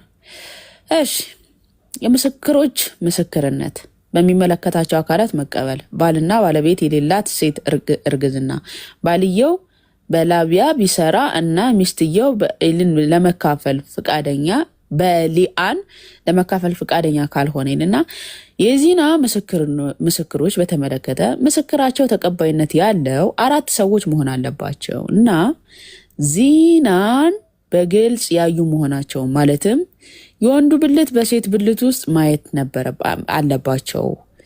አንዳንዶቹ ራቁታቸውን እንዳዩ ብቻ ቢመሰክሩ ወይም የተወሰኑ አቋሞች ወይም እንቅስቃሴዎችን ቢገልጹ ዚና መከሰቱን ለማረጋገጥ በቂ አይደለም።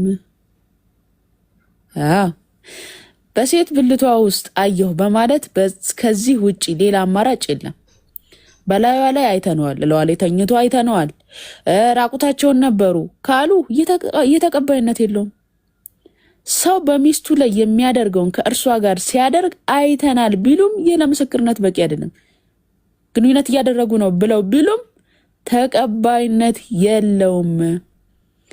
ብልቱ በሴት ብልቷ ውስጥ እንደነበረ እንመሰክራለን ማለት አለባቸው። ይህ ደግሞ በዑመር ጊዜ የተመሰከረለት ሰው ከ4ቱም ጭኖች መካከል ብትሆን ኖሮ ይህን ምስክርነት መስጠት በፍጹም አትችልም ነበር በማለት እንደተናገረው በጣም ከባድ ነው።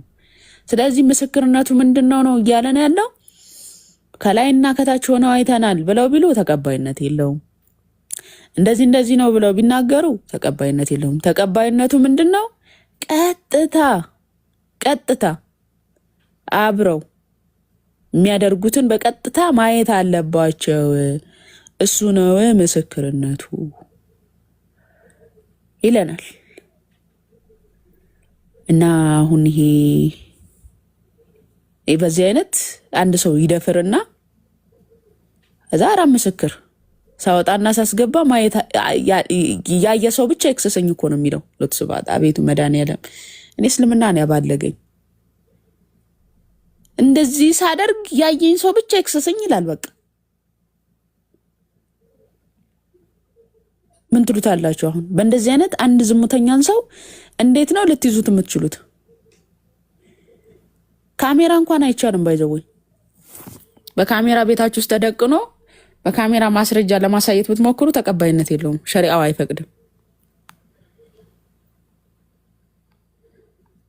ካዲያ አሁን አንድ ሰው ደፍሮ 4 ምስክርነት መምጣት አለበት።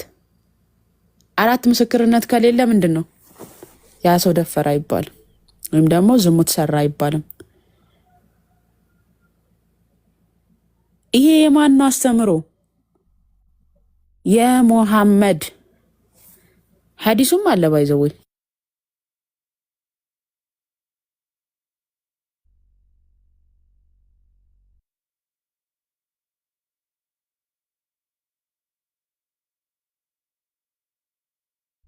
እሱ ልታመጪ ነው። ለማንኛውም የገባ ሰው ሙስሊም አለ መሰለኝ፣ ሙስሊም ነው መሰለኝ። ነጥብ ሙስሊም ካለ እሺ፣ ሙስሊም ነህ ወንድማችን፣ ሰላም ላንተ ይሁን። ነጥብ ይመስላል። የእስልምና ልብስ ነው ያደረገው።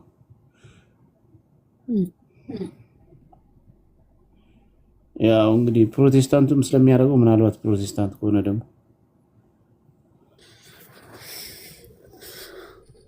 ሙስሊም ነው ወንድማችን። ነጥብ አሰላም አለኩም እያለ ነው። እዚህ አታወራም? በጽሁፍ ከምታወራ ምንድነው ገስት ላይ ከፍ ብለህ በጽሁፍ ለምን ታወራለህ? ያ በዚህ አይነት አንድ ሰው ዝሙት ሰራ ተብሎ የሚወቀስበት ማስረጃ ምንም ሊኖር አይችልም። ስለዚህ ልጅቷን ተቀበሏት እያሉ ነው። ተቀበያት እስኪ። ልጅቷን ልቀበል እኮ ነው አላጠቃልላችሁ አለሽ እህታችን አለው። እሺ ቀጥል። ፈራሁኝ። እኔ ጥያቄ ነበረኝ። ከሰውዬ ጋር ያውን ስንነጋገር እኔ እንጃ ለእናንተ መጠየቅ ይኖርብኝ አይኖርብኝ አላውቅም፣ ግን ሰውዬ ጋር ስናወራ እንደዚህ የእናንተ ሃይማኖት ስትሞቱ እንኳን አለኝ ሞታችሁ እዚህ ምድር ላይ እንትን ትላላችሁ፣ ያኔ ፊ አዘብያን ትታዘባላችሁ አለኝ። ያኔ ሞታችሁ ወደ ገነት ወደ ገሃነም ሳትሄዱ በፊት በአማርኛ ምን ትላላችሁ? ሞታችሁ ከሞታችሁ በኋላ ገነትና ጀነት ሳትሄዱ በፊት ያኔ እዚህ መሬት ላይ የሆነ ትታዘባላችሁ አለኝ ማለት ነው። ትታዘላላችሁ ያኔ ፊ አዘብ ያኔ እዚህ ምድር ላይ በጣም ምንድነው ፊ አዘብ? አማርኛ አድርጋ አረብኛ እንችልም ማሜት ይችላልሽ። ፊ አዘብ ትታዘላላችሁ አልገባኝም እኮ ቃሉን ራሱ በደንብ ትታዘላላችሁ ሳይሆን እዚህ ምድር ላይ ሞታችሁ ገና ወደ ገሃነም ወደ ገነት ሳትሄዱ መሬት ላይ በጣም እንትን ትላላችሁ። ያኔ ስቃይ ነው እንደ ስቃይ። ኦኬ ይቅርታ ፈርቼ ነው። ችግሬን አትፍሪ። እና ስቃይ አለባችሁ አለኝ። እንዴት እንደዛኛ እንደዛ የለንም። በእርግጥ ሳንሞት እኛ ንስሐ ይባላል፣ ንስሐ እንገባለን። ሁሉም እንደ ሲራው ይፈረድበታል። ገነት አለ ጀሃነም አለ አልኩት። ጥሩ ከሰራ ወደ ገነት ትሄዳለህ፣ መጥፎ ከሰራ ደግሞ ወደ ገሃነም ትሄዳላችሁ። እኛ ገሃነም የሄደ ሁሌም እዛው ነው የሚኖረው አለኝ። እኔ በእርግጥ ብዙ ሃይማኖት ጠንካራ አይደለሁም፣ ግን አዎ አልኩት። እኛ ጋር እንደየስራው ይወጣል። ገሃነም የገባው ሁሉ እዛ አይቀርም። ሁሉም እንደየስራው ቅጣቱ የተወሰነ ቀን ነው እዛ የሚቀመጠው። ሁሉም እንደየስራው ቀን አለው። ገሃነም ገብቶ ሁሉ ጊዜም እዛው አይሆንም አለኝ ማለት ነው። እና እኛ እዚህ ምድር ላይ ከሞትን በኋላ እንትናለን ያኔ ቅጣት አለ። ቅጣት የሚባል ተረተረትኛ ጋር የለም። ተምታተበት ወደ ክርስትና ዙሮ ነግሯን ነው። አንድ ነገር ሙስሊም ነው አይደል? አንድ ነገር ማርያምን ልክ መጽሐፍን አንብቤ ያለው ምናምን ብሎ ነው ስሚ ገሃነም የገባ አይመለስም ብሎሻል አይደል? እኛ ጋር አይመለስም፣ እናንተ ጋር አይመለስም። እኛ ጋር ደግሞ እንደ ቅጣቱ ነው። ያ እንደ ስራው ወርም 2 ወርም እየተቀጣ ይወጣል ወደ ገነት አለ። እነሱ ጋር እንደዛ አለሽ። ኦኬ እኔ አጠቃላይ ገሃነም የገባ አይመለስም አለኝ የምትይ ካለ አንድ ጥቅጥቅ ልሰጥሽ ነበር። እነሱ ሁሉም ሙስሊም በጠቅላላ ገሃነም ስለሚገባ ማለት ነው።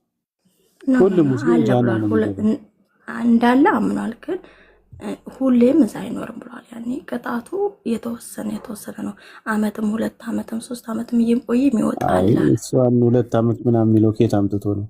ፍርዱ ራሱ 50 ሺህ አመት ነው ያለ። ከ50 ሺህ አመት በላይም ሊቆዩ ይችላሉ። ኤኒሃው ግን ለማንኛውም ቀብር ቅጣት የሚባል ተረት እኛ ጋር የለም። ቀብር ሰው ከሞተ በኋላ ነፍስና ስጋው ከተለየ በኋላ ቀብር የሚባል ነገር የለም። መቃብር ውስጥ የለም። የነፍስ ቅጣት ነው ያለው። አሁን እስከ ትንሣኤ ጊዜ ሰው ሁሉ አንድ ጊዜ ለፍርድ በሚቆምበት ሰዓት ላይ በትንሣኤ ሲነሳ በስጋም በነፍስም ይቀጣል። ዘላለማዊ ቅጣት ማለት ነው። እስከዛ ግን አሁን ያለው ቅጣት በነፍስ ብቻ ነው። ነፍስ በሲኦል ትቀጣለች ኃጢአት ከሰራች።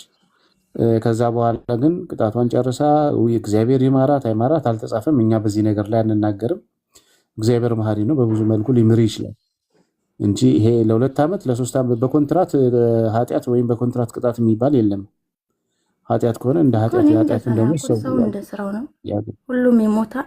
ሲሞት ደግሞ መልካም ከሰራ ወደ ገነት ይሄዳል፣ መጥፎ ከሰራ ወደ ጀሃነም ይሄዳል። የኛ እንደዛ ነው አውቁት። አይ እዚህ ምድር ላይ እናንተ ከሞታችሁ በኋላ ብዙ ነገር ያኔ ቅጣት አለባችሁ ወደ ገሃነም ወደ ገነት የሚለው በኋላ ነው የሚመጣው። እናንተ አንብቤ ያለው ብሎ ትጣለና አይሁን ብዙ መከራከር አልፈለኩም ከነሱ ጋር ዝም አልኩኝ። ይሄ እስልምና አስተምሮ እንደሆነ ልቅ በማስረጃ ለምን አናሳያትም? ለምሳሌ ያህል ቡኻሪ 3940 ላይ ሙሐመድ የመጨረሻ አማላጅ ሆኖ ጀነትን አስከፋች እንደሆነ ይናገራል። ጀነት ዝግ ነው። በእኛ በክርስትና ገነት ዝግ አይደለም። ቅዱስ ጳውሎስ በአንደኛው ቆሮንቶስ ምዕራፍ 5 ቁጥር 55 ላይ ሲኦል ሆይ አንደኛ ቆሮንቶስ ላይ ነው ድል መንሳት የታል የሚለው ሲኦል ጴጥሮስ 3 ላይ እንደኛ ጴጥሮስ 16 ጀምሮ 3 ላይ ማለ ቅዱስ ጳውሎስም አንደኛ ቆሮንቶስ ምዕራፍ 5 ቁጥር 55 ጀምሮ ሲናገር ሲኦል ሆይ ድል መንሳት የታል እያለ ሲኦል ድል እንደተነሳ ገነት እንደተከፈተ በክርስቶስ ኢየሱስ ይናገራልና እንዲሁም አንደኛ ጴጥሮስ ምዕራፍ 3 ቁጥር 18 ላይ በመንፈስ ሕያው ሆኖ 15 ላይ ነው በመንፈስ ሕያው ሆኖ በስጋ እንደሞተና በወይኒ የነበሩትን ደግሞ ገነትን ከፍቶ ክርስቶስ ኢየሱስ ወርዶ ወንጌል እንደሰበከላቸው ይነግረናልና በክርስትና ገነት ዝግ አይደለም፣ ክፍት ነው። ነፍሳት የሚቆዩባት ስፍራ ነች ገነት ማለት ነው። በእስልምናው ገነት ዝግ ነው። በሳሂህ አልቡኻሪ 197 ላይ ሙስሊም ላይ ቡኻሪ ላይ እዩት 197 ላይ እና 96 ላይ ሙሐመድ የመጀመሪያው ጀነት ከፋቺ እኔ ነኝ ይላል። ራሱ ወዴት እንደሚሄድ እንደማያውቅ የተናገረው ነብይ በሌላ ሐዲስ ላይ ደግሞ የመጀመሪያው ጀነት ከፋቺ እኔ ነኝ ብሎ ሲናገር እንመለከታለን። ስለዚህ ጀነት ዝግ ነው። ቡኻሪ 3940 ላይም አማልዶ ጀነትን እንደሚያስከፍት ይናገራል። ጀነትን ተዘግቶባቸው አሁን ላይ ሙስሊም ወገኖቻችን ነፍሳችሁ የት ናት? የትኛው ሙስሊም ገስት መላክ ይችላል። ነፍሳችሁ ወዴት ነው የምትሄደው ብለን ስንጠይቃቸው ወደ ሰማይ ትሄዳለች አይሉም። መቃብር ነው የምትቀረው ብለው ነው የሚመልሱት። ቅጣት በመቃብር ውስጥ አለ፣ በእስልምናው ማለት ነው። መቃብር ውስጥ ይቀጣሉ። ይሄ የእስልምና አስተምሮ ነው። ይሄ ውሸት ነው የሚል ሙስሊም አንድ ቁጥር ይጻፍ ላስገባው እና ነፍሳቸው እኛ አሁን ስንሞት ነፍሳችን ከስጋችን ትለያለች። ሞት በራሱ ነፍስና ስጋ መለያየት ነው። ስጋችን ወደ አምላካችን ማነው ስጋ ወደ መቃብር፣ ነፍሳችን ወደ እግዚአብሔር ነው የምትሄደው። እነሱ ግን እንደዛ ብለው አይደለም የሚያምኑት። ነፍሳችን መቃብር ነው የምትቀረው ብለው ነው የሚያምኑት። ይሄ የራሱ አስተምሮ ነው፣ የኛ አስተምሮ አይደለም። የኛ አስተምሮ አይደለም። እኛ እንሞታለን፣ ነፍሳችን ከስጋችን ትለያለች። ሞት አይደለም ሲጀመር። እኛ እንሞታለን ራሱ ብለን አንገልጸውም። ጌታችን ኢየሱስ በዮሐንስ ወንጌል ምዕራፍ 12 ላይ እንደተናገረው በእኔ የሚያምን ሁሉ ለዘላለም ሞትን አያይም አለ። ቁጥር 25 ላይ ቢሞት እንኳን ሕያው ነው አለ። እኛ አንቀላፋን እንጂ ሞትን አንልም።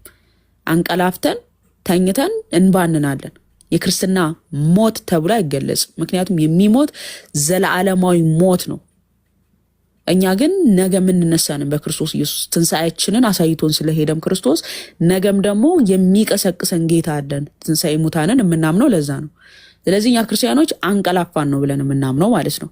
ነገ እንነሳለን ብለን ስለምናምን ስንነሳ ካዲያ ክርስቶስ ኢየሱስ ወዳዘጋጀልን ዮሐንስ ወንጌል ምዕራፍ 13 ላይ ነው 13 ላይ ነው ወዳዘጋጀውላችሁ ስፍራ ወደ አባቴ ሄዳለሁ፣ ስፍራ ማዘጋጅላችኋለሁ፣ ተመልሼ እመጣለሁ፣ ወዳዘጋጀውላችሁ ስፍራ ከእኔ ጋር ወስዳችኋለሁ እንዳለው ወደዛ ወዳዘጋጀልን ስፍራ ሊወስደን ይመጣል የምጽአት ቀን። አሁን ላይ ነፍሳቱ የት ነው የሚቀመጡት ከተባለ ዮሐንስ ወንጌል ጎበዝ ግሩም 14 ላይ ሌላ መጽሐፍ ቅዱስ ስላልያዝኩ እየረሳው ነው ባይዘው የመጽሐፍ ቅዱስ ሐዲስ ላይ እየረሳው አይደለም እና ክርስቶስ ኢየሱስ አሁን ላይ ነፍሳት የት ነው የሚገቡት ከተባለ ገነት ነው የሚገቡት። ሲባል ግን ኃጢአት የሰሩ ምናምን አይደለም። ኃጢአት ያልሰሩ ሰዎች ነፍሳቸው የሚቀመጡት እረፍት የምታገኘው ክርስቶስ ኢየሱስ እስኪመጣ ድረስ ፍርድን እስኪሰጥ ድረስ የት ነው? በገነት ነው። ኦኬ፣ በገነት ነፍስ ትጠብቀዋለች ጌታን። ክርስቶስ ኢየሱስ ሲመጣ ግን የምጽአት ቀን እንሆ በቶሎ እመጣለሁ ለእያንዳንዱም እንደ ስራው መጠን እከፍል ዘንድ ዋጋዬ ከኔ ጋር አለ እንዳለ ዮሐንስ ራእይ ምዕራፍ 22 ቁጥር 13 ላይ ያ ሊፈርድ የሚመጣው ጌታ የዛን ጊዜ ፍርዳችንን ሰጥቶን ወዳዘጋጀልን ወደ መንግስተ ሰማያት ከእርሱ ጋር እንሆን ዘንድ ይወስደናል ማለት ነው።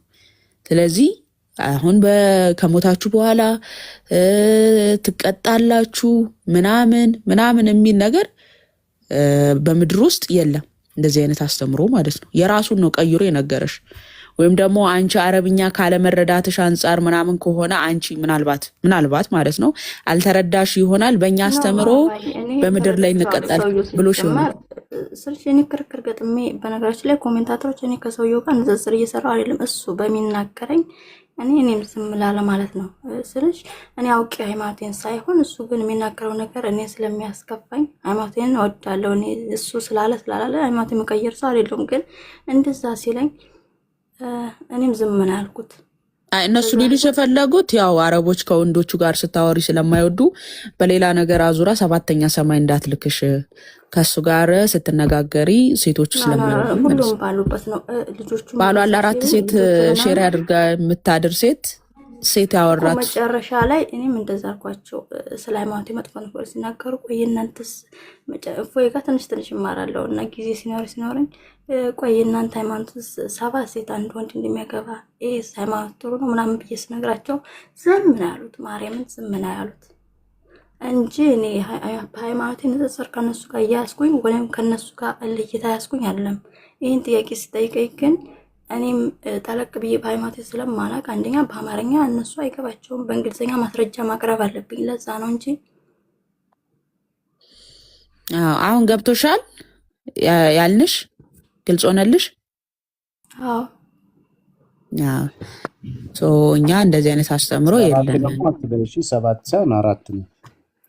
ይሄ ራሱ ከሰሙ አመሰግናለሁ። 4 ነው የሚያገቡት። እንደዛ ነው። ከ4 በላይ ደግሞ ሌላ ችግር አለ። ግን ይበቃሻል ለጊዜው። የነብዩን አንስታ ይሆናል አስባ ይሆናል። የነብዩ ሚስቶች ቆጥራ ይሆናል 11 ናቸው። ቁጥር የለውም፣ ቁጥር ሰፈር የለውም። የሚያሱታየው እና ሌላ ጥያቄ የለሽማ? አለሽ? ሙስሊም አይደለሽ እንዴ? ነጥብ ሙስሊም መስሎኝ መጽሐፍ ቅዱስ ይከፍትልሽ።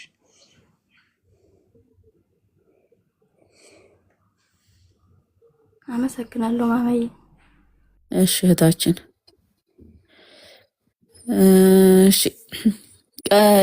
ሰፊው ላይ ያለው ወንድማችን ነጥብ መጽሐፍ ቅዱስ ዮሐንስ ወንጌል ምዕራፍ 14 ያው ክፈትላት። 14 ላይ ከቁጥር 1 ጀምሮ ነው ከቁጥር 2 ጀምሮ ያለው ወደ አባቴ ዘንድ በዛ መኖሪያ ያዘጋጅላችኋለሁ ያለው ክፈትላት። ልባችሁ አይታወክ፣ በእግዚአብሔር እመኑ፣ በእኔም ደግሞ እመኑ። አያችሁ፣ በእግዚአብሔር እመኑ ብሎ በእኔም እመኑ። ምክንያቱም ልጁን ያላመነ ወደ አብ ሊደርስ ስለማይችል። በአባቴ ቤት ብዙ መኖሪያ አለ፣ እንዲህስ ባይሆን ባልኳችሁ ነበር። ስፍራ አዘጋጅላችሁ ዘንድ እሄዳለሁና፣ ሄጄም ስፍራ ባዘጋጀውላችሁ እኔ ባለሁበት እናንተ ደግሞ እንድትሆኑ ሁለተኛ እመጣለሁ፣ ወደ እኔም ወስዳችኋለሁ፣ ወደሚሄድበትም ታውቃላችሁ፣ መንገዱንም ታውቃላችሁ ይላል እና ክርስቶስ ኢየሱስ ሄጄ ስፍራ አዘጋጅላችኋለሁ ብሎን ነገ ሲመጣ የምጽአት ቀን ወዳዘጋጀልን ስፍራ አሕዛብን ሁሉ በፊቱ ይሰበስባል ይላል ማቴዎስ ወንጌል ምዕራፍ 25 ላይ ነው ከቁጥር 31 ጀምሮ አሕዛብን ሁሉ። አሕዛብ የተባለው ህዝቦች፣ አሕዛብ የሚለው ቃል በሁለት ይፈታል። አንድም ከእግዚአብሔር ውጭ የሚያመልኩትን፣ ሁለተኛው ደግሞ ብዙ የሆነን ህዝብ አሕዛብ በማለት መጽሐፍ ቅዱስ ይገልጻል። በጣም ብዙ የሆነን ህዝብ ማለት ነው። ስለዚህ ጌታ በምጽአት ቀን ሲመጣ ደግሞ ህዝቦችን ሁሉ ነው የሚሰበስበው። አሕዛብ ብሎ የገለጸው ለዛ ነው። አሕዛብን ሁሉ በፊቱ ይሰበስባል።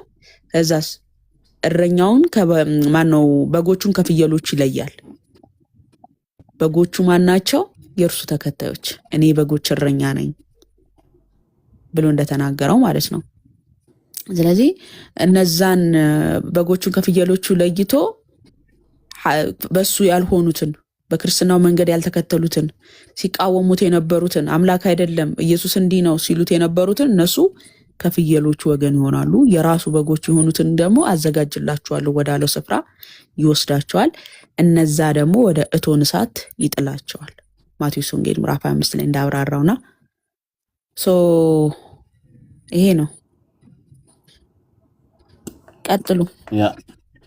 አሁን የከፈተው ላይ ማን ነው? ፊልጶስ መንገዱን አሳየን፣ መንገዱን አናውቀውም ይለዋልና ኢየሱስም ቶማስ ጌታ ሆይ ወደምትሄድበት አናውቅም፣ እንዴትስ መንገዱን እናውቃለን አለው። ኢየሱስም እኔ መንገድና እውነት ሕይወትም ነኝ፣ በእኔ በቀር ወደ አብ የሚመጣ የለም። እኔንስ ብታውቁ አባቴን ደግሞ ባወቃችሁ ነበረ። ካሁን ጀምሮ ታውቁታላችሁ አይታችሁትማል አለው ይላል። ስለዚህ ኢየሱስ ክርስቶስ ምን አለ? ሄዶ የሚያዘጋጅላቸው መንገድም ሕይወትም ስለሆነ በእርሱ በቀር ወደዛ መሄድ ስለማንችል ወደ አብ ሲል ወደ አባቱ ለማለት ነው። እና ኢየሱስ ክርስቶስ ሕይወትም ነው መንገድም ነው። በነገራችን ላይ የትም ቦታ ላይ አሁን የነሱ አምላካቸው አንድም ቦታ ላይ እኔ ብሎ የተናገረበት ቦታ የለም። እኔ መንገድም እውነትም ሕይወትም ነኝ ብሎ ሊናገር አይችልም። ኢየሱስ ክርስቶስ ግን እኔ እውነትም መንገድም ሕይወትም ነኝ ይላል። እኔ ትንሣኤ ነኝ ይላል። ዮሐንስ ወንጌል ምዕራፍ 11 ቁጥር 25 ላይ ሄዳችሁ ብታዩ ኢየሱስ ክርስቶስ ከማርታ ጋር በሚነጋገርበት ሰዓት ላይ ታምኛለሽን? እኔ ሕይወት መንገድ እንደሆንኩ ይላታልና ይሄን ደግሞ ሲያደርግ ምንድን ነው? አልዓዛርን 4 ቀን የቆየ ሬሳን እንደ ትኩስ አድርጎ አስነስቶት ማለት ነው። ኢየሱስም እኔ ሕይወትም ትንሣኤ ሕይወትም እኔ ነኝ፣ የሚያምንብኝ ቢሞት እንኳን ሕያው ይሆናል አላት። ተመልከቱ፣ እንደዚህ ብሎ መናገር የሚችል አምላክ አለ። አላህ እንደዚህ ብሎ ተናግሯል። አንድም ቦታ ላይ ተንፍሶም አያውቅም። ባይዘው ሕያው የሆነ የሚያምንብኝ ሁሉ ለዘላለም አይሞትም። ይህንን ታምኛለሽ ብሎ ጠይቃት። አምናለሁ አለች። ክርስቶስ ኢየሱስ ትንሣኤ ነው፣ ሕይወት ነው። ሕይወት ማለት ሕይወት የሚሰጥ ማለት፣ ትንሣኤ ደግሞ ሙታንን ከሞት የሚቀሰቅስ ማለት ነው። ሕይወት ቀስቅሶ ሙታንን ሕያው የሚያደርግ አምላክ ነው። ስለዚህ ኢየሱስ ክርስቶስ እኔ ብሎ መናገር የቻለ እኔ ብሎ የሚናገር ሕያው አምላክ ነው። ዘ ሊቪንግ ጎድ ይባላል። አላህ ግን እሱ ተብሎ የተነገረለት ነው። የአሕዛብ አማልክት ምንድናቸው ይላል ማነው ቅዱስ ዳዊት? አጋንንት ናቸው ይላል። አፍ አላቸው አይናገሩም፣ ዓይን አላቸው አያዩም፣ ጆሮ አላቸው አይሰሙም። የአሕዛብ አማልክት በጠቅላላ አጋንንት ናቸው ብሏል። የእኛ አምላክ ግን እውነተኛ አምላክ ሕያው አምላክ ስለሆነ እኔ ብሎ ይናገራል፣ ማንነቱን ይናገራል። እንግዲህ አንተ ማንህ አሉት። ኢየሱስም ከመጀመሪያ ከእናንተ የተናገርኩ ነኝ አለ። ዮሐንስ ወንጌል ምዕራፍ 25 ላይ መሰለኝ ስንት ላይ ነው? 8 ነው 8:25 ኦኬ 8:25 ላይ ባይዘው እዚህ ክፍል ላይ የክርስቶስን አምላክነት በግልጽ ይናገራል። አይሁዳውያን ከቁጥር 40 ይመስለኛል ላይ አይ ቲንክ አይሁዳውያን ድንጋይ ያነሱበታል ሊገሉትና እናንተ ከዲያብሎስ ከአባታችሁ ከዲያብሎስ ናቸው በሚላቸው ጊዜ ድንጋይ ያነሱበታል። እንግዲያስ ለምንድን ነው ድንጋይ የምታነሱት? እኛ የአብርሃም ልጆች ነን፣ የማንም ልጅ አይደለንም፣ አብርሃም አባታችን ነው ሲሉ እንግዲህ የአብርሃም ልጆች ብትሆኑስ የአብርሃምን ስራ በሰራችሁ ነበር፣ እሱ እንደዚህ ያላደረገም ይላል። ምንድነው ያላደረገው? እነሱ ድንጋይ ያነሱበት ሊገሉት፣ ክርስቶስን ሊወግሩት። አብርሃም ግን እንዲህ ያላደረገም ብሎ ይናገራል። የት ነው አብርሃምና ክርስቶስ የተገናኙት? እንደ አይሁዳውያን ድንጋይ አላነሳበትም እያለ ነው። እናንተ ድንጋይ ያነሳችሁ፣ አብርሃም ግን እንደዚህ ያላደረገም። የአብርሃም ልጆች ብትሆኑ ኖሮ የአብርሃምን ስራ ባደረጋችሁ ነበር ብሎ ይላቸዋል። ስለዚህ ማነው ክርስቶስና አብርሃም የት ነው የተገናኙት? አብርሃምስ እንደ አይሁዳዊ ድንጋይ ያላነሳው የት ክፍል ነው ካላችሁ ዘፍጥረት 18 ላይ እዛ ክፍል ላይ እንግዲህ አብርሃም እንግዳን በተቀበለበት ታሪክ ላይ እዛ ስናይ እግዚአብሔር እንደተገለጠለት ይናገራል። እና ያው አባታችን አብርሃም ቀኔን ያዘን ሐሴትን አደረገ አየም ደስም አለው። አይሁዳውያን ገና 50 ዓመት ያልሞላ አብርሃምን አይተሃልን አሉት። ኢየሱስም እውነት እውነት እላችኋለሁ አብርሃም ሳይወለድ እኔ አለሁ አላቸው። ስለዚህ ሊወግሩት ድንጋይ አነሱ። አብርሃም ግን ድንጋይ አንስቷል ዘፍጥረት 18 ላይ አይደለም። ለእግሩ ውሃ ለሚበላው እንትን ብሎ በእርግጥ እግዚአብሔር ይበላል ይታጠባል ሳይሆን ከአብርሃም ጋር ያለውን ትብብር ለማሳየት ነው። ኦኬ። በቀትር ጊዜም እርሱ በድንኳን ደጃፍ ተቀምጦ ሳለ እግዚአብሔር በመምሪያ አድባር ዛፍ ተገለጠለት ይላል። ዓይኑንም አነሳ፣ እነሆ 3 ሰዎችም በፊቱ ቆሞ አየ። ባያቸውም ጊዜ ሊቀበላቸው ከድንኳን ደጃፍ ተነስቶ ሮጠ፣ ወደ ምድርም ሰገደ፣ እንዲህም አለ፣ አቤቱ በፊቱ ሞገስ አግኝቼ እንደሆነ አትለፈኝ ብዬ ባሪያህን እለምናለሁ። ጥቂት ውሃ ይምጣላችሁ፣ አያችሁ፣ እግራችሁን ታጠቡ፣ ከዚህ ዛፍም በታች እረፉ አለ። ቁራሽ እንጀራም ይምጣላችሁ፣ ልባችሁም ደግፉ፣ ከዚህ በኋላ ትሄዳላችሁ፣ ስለዚህ ወደ ባሪያችሁ መጥታችኋልና። ተመልከቱ፣ አብርሃም እንደዚህ ነው ክርስቶስን የተቀበለው ማለት ነው። እነሱ የአብርሃም ልጆች ቢሆኑ ኖሮ በክርስቶስ ላይ ድንጋይ ሳይሆን የሚያነሱት ልክ የአብርሃምን ስራ ይሰሩ ነበር። አብርሃም ክርስቶስን እንደተቀበለው ልክ እንደዚያ ያደርጉ ነበር ማለት ነው። ወደ እሱ የመጣው እግዚአብሔር ቃል ስለሆነ ወይም እግዚአብሔር ራሱ ስለሆነ ማለት ነው። ስለዚህ እነሆ ነቢያትና ጥበበኞችን ጻፎችን ወደ እናንተ ልክ ያለው ትገልሙማላችሁ፣ ትሰቅሉማላችሁ፣ ከእነርሱም በምኩራብ ትገርፋላችሁ፣ ከከተማም ወደ ከተማ ታሳድዳላችሁ እያለ ይናገራል ማለት ነው። ስለዚህ ለማንኛውም የአብርሃም ልጆች ቢሆኑ የአብርሃምን ስራ ያደርጉ ነበር። አብርሃም እግዚአብሔርን በተስፋ ይጠብቅ ነበረ። ተስፋውን ደግሞ ከሩቅ ሆኖ አይቶ ተስፋውን የሞላለት ነው ማለት ነው። አይሁዳውያን ግን አባታቸው ዲያብሎስ ስለሆነ ክርስቶስ በተናገረ ቁጥር ምን ያደርጋሉ? ድንጋይ ያነሳሉ። አሁን በዚህ ዘመን ያሉ ሙስሊሞችም ክርስቶስ ላይ ሁሌ ቀን በቀን ድንጋይ ያነሳሉ፣ ይሰድቡታል። የተሰቀለውን ክርስቶስ አልተሰቀለም ብለው ድጋሚ ይሰቅሉታል፣ ደግሞ ደጋግሞ ይሰቅሉታል። ሲሰድቡት ነው የሚውሉት፣ ሲያዋርዱት ነው የሚውሉት። በመጽሐፎቻቸው እናቱም እሱም የሚበሉ ነበሩ እያሉ ይናገራሉ። ባይዘው ይሄ ነገር እኮ ማዋረድ ነው። ነብያቸው እንደዚህ ብሎ አንድ ቦታ ላይ አልጻፉም። የሚበላ የሚጠጣ የሚጸዳዳ ነው ብለው አልጻፉም ለነብያቸው። አንድ ሰው እንደዚህ ብሎ ማለት ማዋረድ ነው። ኦኬ፣ ማዋረድ ነው። ምክንያቱም ይሄ የክብር ምልክት አይደለም፣ እና እሺ ትቀጥላለህ። ሐሳቡን የምገልጠው ልጅ ሐሳብን መከተል ስላልቻልኩኝ እኔ ማንነትንም አላወኩም። ለማንኛውም እንደዚህ ብሎ መናገር ውርደት ነው እንዴ? እሺ ጓነህ እንዴ ገባኝ። ስለዚህ ውርደት ነው አንድን ሰው እንደዚህ። አሁን ለምሳሌ እኔ ሄጄ ስለ አንድ ሰው ስናገር እሳቸው ማለት እኮ የተከበሩ ሰው ናቸው እንደዚህ ናቸው ነው እንጂ የሚለው እሳቸው እኮ ማለት የሚበሉ የሚጠጡ የሚጸዳዱ ናቸው ብዬ መናገር እሳቸውን ለማዋረድ ካልሆነ በቀር ላከብራቸው አይደለም። ኢየሱስን እናከብረዋለን እኛ ጋር አለ ይላሉ። በመጽሐፎቻቸው የሚጽፉት ግን እናቱም እሱም የሚበሉ የሚጠጡ ነበር። ሙስሊሞች ይመጡና ደግሞ ይጨምሩበታል የሚጸዳዳ ነበር ብለው እንደዚህ በአደባባይ ላይ ወጥተው ክርስቶስን ለማዋረድ ነው። ሐሰተኛ ስለሆነ ሐሰተኛ ምላስ ስላላቸው እኛ ክርስቶስን እንወደዋለን ከእናንተ የበለጠ ይላሉ። ደግሞ ግን ዕለት ዕለት ስራቸው ምንድነው? ክርስቶስን የማዋረድና እሱን የመስደብ፣ አፋቸውን በክርስቶስ ላይ የማላቀቅ ነው። ምንም ችግር የለም። በእርግጥ ራሱም ክርስቶስም ተናግሮታል። አፋቸው እንደሚከፍቱ በእሱ ላይ ተናግሯል። ግን ራእይ 22 ላይ እንደተናገረው ለእያንዳንዱ እንደ ስራው መጠን ይከፍለው ዘንድ ዋጋዬ ከእኔ ጋር ነው ይላል። እነሆ በቶሎ እመጣለሁ ብሎ ይናገራል። ይመጣል፣ እንደ ስራችሁ መጠን ይሰጣችኋል። በቀኝና በግራ እንደሚያቆም ማቴዎስ ወንጌል ምዕራፍ 25 ላይ ስለሚናገር ማለት ነው። እና ከፍየሎቹ መንጋ እንደምትቆሙ ንስሐ ካልገባችሁ ወደ እሳት ከሚጣሉት በዛ ጎን እንደሚያቆማችሁ አስቀድሞ ነግሯችኋል ማለት ነው፣ የእግዚአብሔርን ቃል ካልሰማችሁ። ስለዚህ ኢየሱስ ክርስቶስ ፈራጅ ነው። ኢየሱስ ክርስቶስ አዳኝ ነው። ኢየሱስ ክርስቶስ ሕይወት ነው።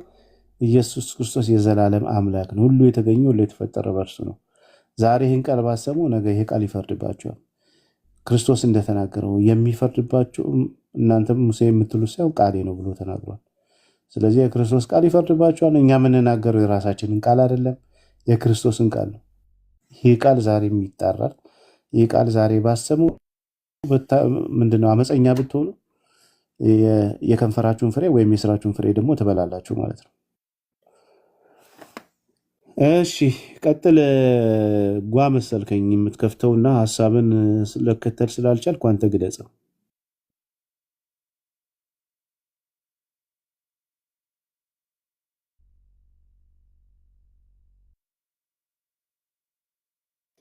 ሰላም ብያለሁ። እንዴት ናችሁ? አይ የማቴዎስ ወንጌል ምዕራፍ 23 ቁጥር 34 ላይ ነበርና ብዙ ጊዜም ይቺ አይሁዳውያን ጥያቄ ስለምትነሳ ገና 50 ዓመት አልሞላህ የሚለውና ጌታችን ደግሞ እዛ ክፍል ላይ ነቢያትን፣ ጥበበኞችን፣ ጻፎችን ልክ ያለው ከአቤል ደም ጀምሮ እያለ ይናገራልና ቅድመ ትስብእት ህልው እንደሆነ ወይም ደግሞ ኤግዚስት እንዳደረገ የምናውቅበት ወይም ደግሞ የነቢያቱ አምላክ ነቢያቱን የላከ እንደሆነ በዚህ ነው የምናውቀው። እንደዛ ለማለት ነው። ቢኒ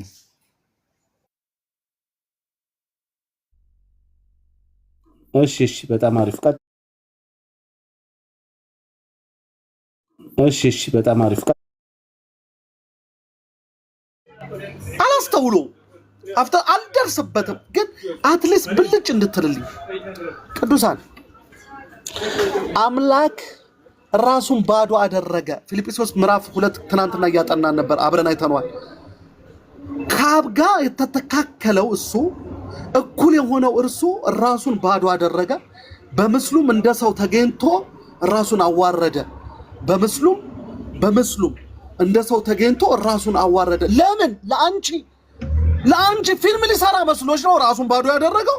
አሃ ራሱን ባዶ ያደረገው ፊልም። እስቲ ባዶ መሆን ምን አይነት ነው ሊዮ ብሎ መስሎሽ ነው? እስቲ ባዶ መሆን ምን ይሆን? ሊዮ ሰው መሆን ምን ይመስላል? እስቲ ቆይ የፈጠርኩትን ሰው ሆኜ ሊዮ ብሎ መስሎሽ ነው? ላንቺ ያለው ፍቅር፣ ላንቺ ያለው የእግዚአብሔር ፍቅር፣ ላንቺ ያለው ፍቅር። ሃሌሉያ! ራሳችንን በዚህ አይነት ብናይ ምን እንደምንሆን አስባችሁታል? ራሳችንን በእንደዚህ አይነት ንጽረ ዓለም በእንደዚህ አይነት መነጽር ራሳችንን ብንመለከት፣ እኔን ተወኝ፣ እኔ ራሴን አውቃለሁ፣ ምን ነገር ያስፈልገኛል፣ እኔን ተወኝ። ግን እግዚአብሔር ለኔ ያለው የሆነሽ ልጅ ላንቺ ያላትን አላልኩሽም። የሆነ ሰውዬ ላንቺ ያለውን አመለካከት አላልኩሽም። ኢቭን እናትና አባትሽ ላንቺ ያላቸውን አይደለም እያልኩሽ ያለሁት፣ እግዚአብሔር ላንቺ ያለውን አምላክ ፈጣሪሽ ላንቺ ያለውን። ሃሌሉያ! ጥልቅ ነው። ይወደናል የሚለው ቃል እናቴም ትወደኛለች፣ አባቴም ይወደኛል፣ ጓደኛዬም ይወደኛል፣ እንደ ወርዱ አንድ ነው። እግዚአብሔርም ይወደኛል የሚለው ወርዱ አንድ ነው። ቃላቱ ተመሳሳይ ነው። ግን ጥልቀቱስ ስሜቱስ እኔ ላይ የሚፈጥረው ስሜትስ እኔ ጋር ሲመጣ የሚፈጥረውስ እውነት እናቴ ትወደኛለች፣ ወንድሜ ይወደኛል፣ የሆነ ሰው ይወደኛል እና እግዚአብሔር ወዶኛል።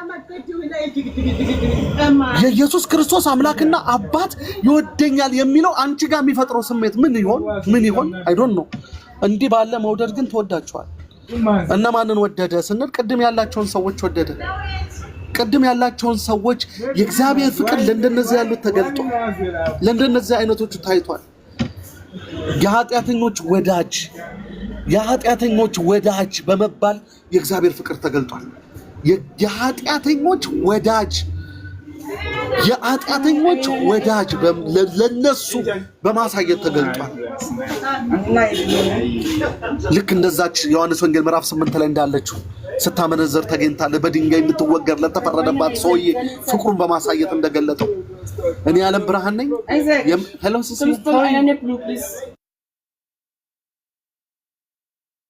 ናምበር 1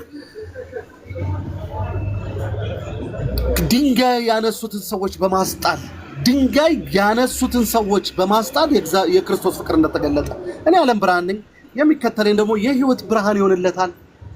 ለማን ነው የህይወት ብርሃን የሚሆንለት? እቺ በሰው ፊት ስታመነዝርለት ተያዘችው? የስ አዎ፣ ተይዛ እኮ ነው የመጣችው። አመንዝራ ተይዛ እኮ ነው የመጣችው እኮ። እኔ የዓለም ብርሃን ነኝ እና የሚከተለኝ የህይወት ብርሃን ይሆንለታል። ሃሌሉያ!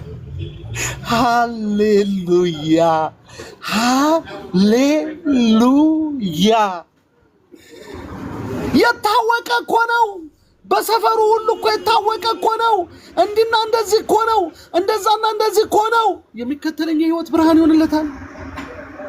ሃሌሉያ! ቅዱሳን አብ ልጁን ሰጥቶናል። ደስ የሚለኝን ብሎ ሰጥቶናል። ገና ኃጢአተኞች ሳለን፣ ገና ደካሞች ሳለን እግዚአብሔር ክርስቶስ ስለኛ ሞቷልና እግዚአብሔር ለኛ ያለውን ፍቅር ያስረዳል። የኢየሱስ መሞት ምንድነው የሚያስረዳው? የኢየሱስ መሞት ንግግሩ የመስቀሉ ምን እያወራ ነው? ሰላም መስቀሉ ንግግር አለ አይደል? የመስቀሉ ቃል ኦኬ። የመስቀሉ ቃል ምን እያወራ ነው? ኦኬ መስቀሉ ቃል አለው አይደል? አዎ መስቀሉ አንደበት አለው። አዎ መስቀሉ እያወራ ነው አይደል? አዎ ምን ሰብከው የመስቀሉን ቃል ነው አይደል? አዎ ማለት ምን ሰብከው የመስቀሉን ቃል ነው። አዎ የመስቀሉ ቃል ምንድነው? ለደካሞች የሞተ ለምን? ለኃጢአተኞች የሞተ ለምን? ለወንበዴው የሞተ ምንድን? ስታመነዝር ለተያዘችው ለሷ የሞተ ምን? ገና ደካሞች ሳለን ክርስቶስ ስለ እኛ ሞቷልና እግዚአብሔር ለኔ ያለውን ፍቅር ያስረዳል። ሃሌሉያ!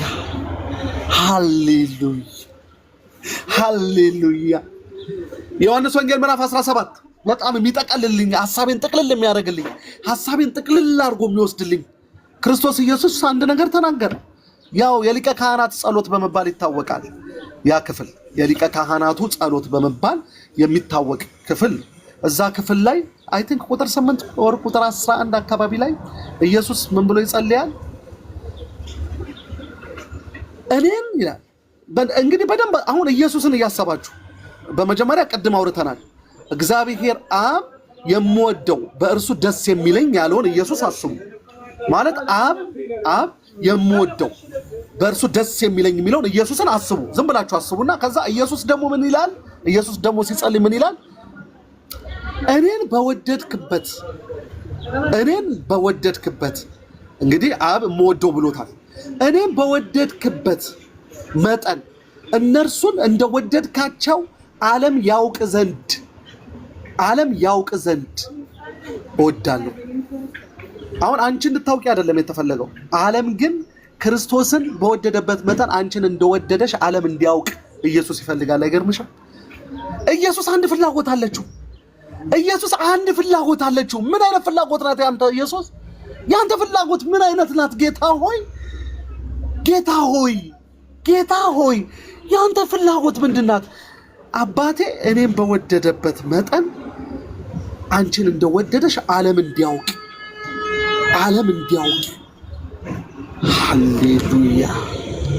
ሃሌሉያ። አሁን ችግር የሆነብን አሁን በጣም ነገሩ ግራ ይገባን። ኢየሱስ የጸለየው ዓለም እንዲያውቅ ነበር። ችግሩ አሁን ቤተክርስቲያን ውስጥ ያሉ የክርስቶስ የሆኑት አሁን እናንተ እንኳን እወቁ እያልን ነው። አሁን ተገላቢጦሽ ሆነ ነገሩ። የኢየሱስ ጸሎት ጴጥሮስ እንዲያውቅ አይደለም። የኢየሱስ ጸሎት ዮሐንስ እሱ እኔም በወደድክበት መጠን እነርሱን እንደወደድካቸው ዓለም እንዲያውቅ ብሎ ኢየሱስ ጸልዮአል። በዚህ ሞደርን የተወደድሽው አብ የወደደሽ በዚህ ነው። አብ ያፈቀረሽ በዚህ ነው። ሃሌሉያ። ፍቅር ነው። ይህ ፍቅር በገባሽ ቁጥር ነው ለእግዚአብሔር መሆን የምትጀምሪው። ባይዘው ይህ ፍቅር በበራልሽ በምን አይነት ፍቅር እንደተፈቀርሽ በምን አይነት ፍቅር እንደተያሽ የአብ ልብ ለአንቺ ምን አይነት እንደሆነ ባወቅሽ ቁጥር ነው ለእግዚአብሔር መታዘዝን የሚሆንልሽ። Lijanim Polo. Sorry, bro. Au Siapela. Sharp. Wise Zotela Man Polo. Danke Baba. Amen. Olla. ቁጣ አይደለም ወደ እግዚአብሔር ፍቅር የሚመልስሽ ቁጣ መቆጣት፣ ኃይለኝነት፣ መርገም፣ ማስረገም እማትረቢ የምናምን ስለምልሽ አንቺ ወደ ክርስቶስ ፍቅር አትቀርቢም። እግዚአብሔር ላንቺ ያለው ልብን ልታውቂው አትችይም። እንስፍስፍ ብለሽ ለጌታ ለአንተ ብቻ ልኑር የሚያሰኝሽ እግዚአብሔር በምን አይነት ፍቅር እንዳፈቀረሽ ባወቅሽው መጠን ነው። ምን ያህል ላንቺ ያለው ፍቅር፣ ላንቺ ያለው መውደድ፣ ላንቺ ያለው ልብ ምን እንደሆነ በተረዳሽ መጠን ነው ልኑርልህ የምትይው፣ ልሙትልህ። ቅዱሳን እነዛ ደቀ መዛሙርቶች ሐዋርያቶች እየተሽቀዳደሙ 10 ሞት መታ ሲባል አንዱን ግባ በለው ያሉት ፍቅሩን አውቀው ነው። ፍቅሩን ተረድተው ነው። እኖርለታለሁ ያሉት ፍቅሩን ተረድተው ነው። ቁጣውን ተረድተው አይደለም። ቁጣውን አውቀው አይደለም። ለነሱ ያለውን የእግዚአብሔር የማይለወጥ ፍቅር አውቀው ተረድተው ነው እኖርልሃለሁ ያሉት። አንተን በሚያስመሰግን አንተን በሚያከብር የህይወት ምልልስ ውስጥ እመላለሳለሁ ያሉት ፍቅሩን አውቀው ነው። ለነሱ ያለውን ቸር ልብ ተመልክተው ነው። ዛሬም እንዲሁ ነው። ለምንድን ነው የእግዚአብሔርን ፍቅር ማወቅ ያለብን? ለምንድን ነው የአባትን ጥልቅ የሆነውን ፍቅር መረዳት ያለብን? ለእግዚአብሔር እንድንኖር ለእግዚአብሔር እንደሚገባ እንድንመላለስ እንደሚገባ በቀረልን እድሜያችን ላይ ለእሱ እንድንኖር ምን ማወቅ አለብን? የእግዚአብሔርን ፍቅር። ቁጣውን ስላወቅ ወደ እግዚአብሔር ፍቅርና የእግዚአብሔርን ወደ መምሰል ህይወት አትመጣም። እመነኝ፣ አትመጣም። ማንም እስራኤል መታታቀም እስራኤል ምድር ከፍሎ ሰዎቹንም የሰዎቹ የሆነው ንብረትና እንስሳ ምድር ተከፍቶ ሰዎቹንም የእግዚአብሔር ቁጣ ምድር ከፍታ ሰዎቹንም ንብረቶችንም አህዮቹንም ባሮቹንም ስትውጥ አይተው ቀጥሎ ወደ እግዚአብሔር ልብ አልመጡ። አይተው ተመልክተው ምድር ተከፍታ ስትውጥ እያዩ ወደ እግዚአብሔር ሐሳብ አላመጣቸው። የእግዚአብሔር ቁጣ ሰውን ወደ እግዚአብሔር አላመጣውም። የእግዚአብሔር ቁጣ ሰውን ወደ እግዚአብሔር አላቀረበውም። ልሙትልህ ያሰኛቸው ለዚህማ እኖራለሁ ያሰኛቸው የእግዚአብሔርን ፍቅር የተገለጠውን ፍቅር በማወቅ የእግዚአብሔርን የተገለጠ ለሱ ያለውን ፍቅር ያወቁ ሰዎች ናቸው። እግዚአብሔርን በመምሰል በጽድቅ በቅድስና በዚህ ህይወት ለመኖር የሚዳዳቸው ምኑን ያወቁ? ፍቅሩን ያወቁ። ፍቅሩን በምን አይነት ፍቅር እንደወደዳቸው የተረዱ። ዛሬ እንድትረጅ የምትፈልገው ይሄ ነው። ዛሬ እንድትረዳው የሚፈለገው ይሄ ነው። እግዚአብሔር ክርስቶስ ኢየሱስን በወደደበት መውደድ ልክ ነው የሚወድ። አለቀች።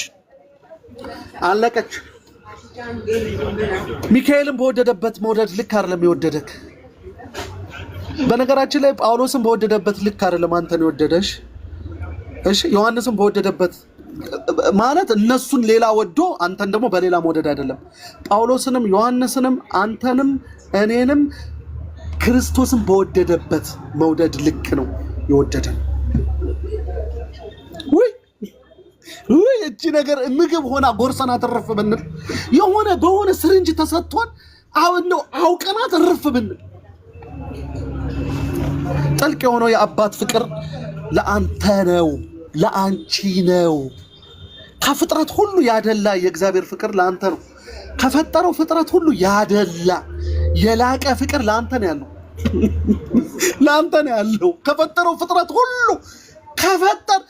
ለፈጠረው ፍጥረት ልጁን መስዋዕት እንዲሆን አልሰደደም፣ አላከም። ለወደቁት መላእክቶች አላከም። የምወደው ሙትለት ብሎ ለሰይጣን አላከም። የምወድህ ሙትለት